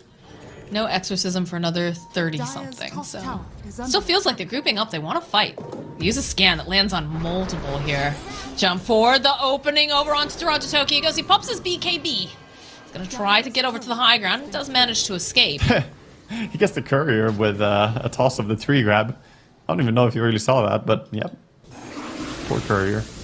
Gathro hit his BKB during that. What happened there? Oh, he clicked BKB? Yeah. I heard a see him BKB and I was too. like, what was that? Does he? I think there was a couple of illusions. Perhaps he thought that they were closer, but maybe he fat fingered it. I don't know. I was a little surprised. Not sure if that was spotted by Fnatic, but if so, they might want to look for more. But I think they could also just wait for Roche in controlled area. I think they might have. I'd have to go back and look at the replay because I think they had Terrorblade illusions over in the area, so I think they might have seen. And this movement coming out from them, like, kind of suggests that they realize like something just happened here. We can take advantage of this. Yeah, he was certainly not in a spot where he needed to pop his BKB. Рассрочка 0012 на все товары в магазине на Каспий KZ. Закажите с быстрой доставкой. Все в рассрочку 0012. Подберите онлайн и покупайте выгодно в магазине на Каспий KZ.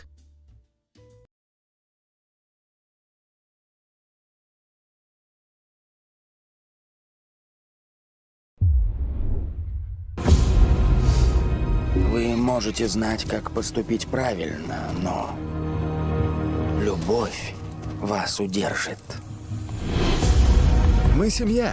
Оставим эти детские ссоры. Пожмем руки и станем сильнее. Делай, как пожелаешь, муж мой. Но только когда я умру. Привет, Авеню 5. У вас все хорошо? Да, все отлично. Привет, Ханис. Меня зовут Соня. Не знаю, помнишь ли ты мою маму? Она рассказала мне, что ты мой отец. Что ты сделал с моей дочерью? Начни вязать, скатайся в круиз, заведи кошку. Кошку? Я же хочу помочь. Нам очень не хватает рук. И неважно, мужские они или женские. Правило первое. Мы не говорим про рак. Мы можем все. Я и ты. Я здесь. Отсидела за непредумышленное убийство, вышла, и через 2 дня у нас труп. Убийца Хью пытается меня подставить. Ты готов?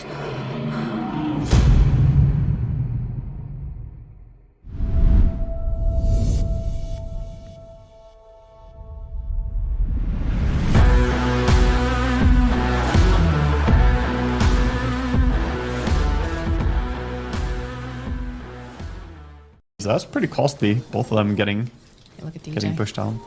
Waiting patiently. Jumps forward, the avalanche toss. There's the toss back. He's going to just get immediately silenced. And he's going to just force staff himself out of danger there. Yep, they get back.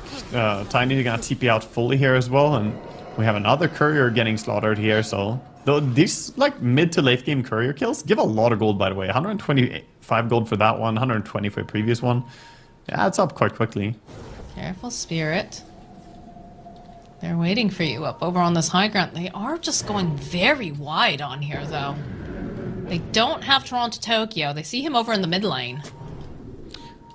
I like the move though, and this ward placed down by Mira. They have information. Spirit, can they take this fight? Feeling a little uncertain. Looking for the opening. We'll be able to find it over onto Jab. So they'll blow up Death Prophet. That's a BKB charge used over on Collapse and the Arena. Jump forward again. They find Jen well over here on the side, but again, they have the Aeon Disc over on the back lines, though. They get off a beautiful Dream Coil from Armel. End up losing Mira. Now Maposhka is going to have to try to teleport out. Not going to be able to do it as Collapse also trying to leave, but the damage is huge. Now he's going to be able to make it out. Nothing to cancel that TP. Maposhka. Oh, Maposhka, what happened? He was waiting for his Force Staff. He was just sitting there and, yeah. Oh, dear. All right, well, that opens these doors for Raven, for Fnatic to just hit these buildings. They have buyback on the Clockwork. No buyback, though, on Yatoro. No buyback on Mira. Collapse is going to have to do some serious work as DJ jumps in. Seeing this opening, the Avalanche toss, the Scotties, the hits, he's just dead. Do have buyback, though, on Collapse if he wants to try to use it. Fortification will get used. Oh, man. Fnatic, they're feeling DJ. They're like, oh, this guy. Look at this god gamer. Yeah, I think so too. DJ is having a fantastic game here. Spam tips, and they're pushing. This TB does a lot of damage. They want the Melarax, dropping the Tombstone, committing for it. No way to defend it here without your Mars, without your SF. And Roshan is gonna spawn in 2 minutes time. Alright, well that'll be the next big objective most likely for both the teams. Dire's top barracks has fallen. How does Spirit push out here? How do they gain back some ground, Waga? I think that's exactly what they were trying to do in the previous fight there, but it ended up backfiring in the end. It was a nice start. They got that clean pickoff. They need to do something similar again here, but it's just not that easy. I don't think they have any smokes available anymore as well. So yeah, no smokes for them. I think for now, just try and stabilize, deward the crucial areas here, and try and get the lanes back as far as possible. That's a pretty nice item. Get a telescope. Found for one of the supports to carry. Yeah, it's a nice one. I mean, the key to this game for Spirit has to be the SF has to be enabled more. He has this Daedalus, so his damage is actually crazy high, but they are struggling to have him right-click anything just by the chaos that is created by Tiny and Puck, and then TB Illusions dropping a lot of auto attacks into it. This Terrorblade is looking very, very scary now that we've hit the later portion of the game. They were really, really creative of the way that they were able to make the space for Raven. And he had already had a pretty good start, too. He certainly was. A big timing in this game, by the way, is going to be if Collapse can hold on for this Hex that he's building. He's currently sitting at 4,000 gold, so he just needs like 700 more to try and afford the full Hex. He has the Void Stone already, but it's not going to be in time for this Roshan. Ooh, Ninja Gear has been found. That's a great item. Poshka knows, I'm pretty sure. Yeah, he definitely knows. Thinking maybe try to make some sort of cheeky play. Goes in for the hook shot. He's just going to land in front of everyone a little bit early here. He's going to try to run out again. He's making some space. He's causing them to follow him, but does end up dying. Hooks in, 4 staffs out. It's a prank. It's a prank. I didn't mean to. But, it's where you pause the game and you say, I was just kidding. Please let me live. No intention of letting him get away. They now have the full Aegis over on the side of Terrorblade. Also, Aghanim Scepter from Roche. Ooh. So that's a secondary meta available for him. And of course, now he can cosplay Shadow Fiend. He can pop the Terror Wave, use his own little SF ulti to fear people away. That is true. Terrorblade looks like someone who enjoys a good costume. He's pretty flashy. Certainly is. And I think they're going to move like a flash towards that bottom tier 2 as well, as we see their entire team just kind of converging down towards bottom. They're leaving the creep wave for the Terrorblade, of course, but I think Team Spirit know what's coming. There's not going to be inactivity after this Roshan goes down. So they've got a 21k net worth lead going over to the side of Fnatic. They've got Cheese, they've got Aegis. Do you have the Sheep Stick, the Scythe of Ice, picked up on on Mars, but I don't know if that's going to be enough. They have... Oh, Armel has the Octarine and the Timeless Relic as well. Oh, with the Kaya and San, she's very ready to deal some serious damage. And, of course, a lot of silences. He has the CDR talent too. Eyes are following DJ here as he's looking for any opening. Looks like pinging out the eye spot. Perhaps they can get some information, some vision, if anyone's in the tree line. But Spirit playing over to the side on the high ground, upper left. They have a ward Jump down. forward. DJ gets silenced. Go for the exorcism. The chase is on Armel, though. A beautiful play here. Are they going to be able to do it? Yes, they'll take down at the first time as they go over here. And the BKB was popped by Jazz with that exorcism. They weren't able to get as much as I think they would have liked. So chase now after Maposhka. Mira left behind Toronto Tokyo looking to drag back over onto DJ. Is just going to try to run away. And Yatoro with that Everyone's Requiem. scared. They're just dropping everything, but not a whole heck of a lot happening just yet. So they managed to get the puck during the fight. They'll get DJ, and Team Spirit will hold on a little bit longer. A fantastic fighting by them, and I thought that fight might go worse for them as they had to use the BKB on Yatoro to just run away. Didn't really get to do any damage, but no, clean fighting there. Beautiful, beautiful stuff by Void Spirit as well, doing a lot of damage in that fight.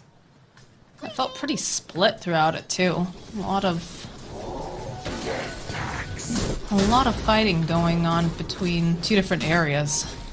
Yeah, you'd almost think that a split-up fight would favor the team with the puck and be able to catch stuff, but I would say Team Spirits, they're happy as long as they can play away from Terrorblade's DPS, because he hits so hard right now, and he's the main one killing anything. Every single time they get kills, it's like tossing back towards the Terrorblade, and he right-clicks something down.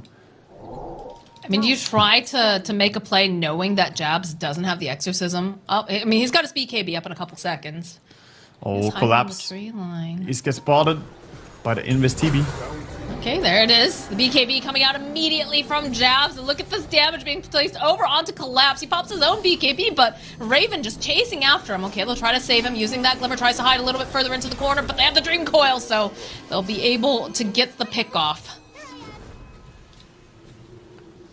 Yeah, they get him killed, and he tried as he could to survive there. Nice attempt by Mira to throw his teammates to the side, trying to get him to safety, but that was him going down. He still has the arena, though, and he has buyback. So when the push comes in, he's ready to use his buyback and try and defend. He won't have BKB, though, and that's a big drawback for him.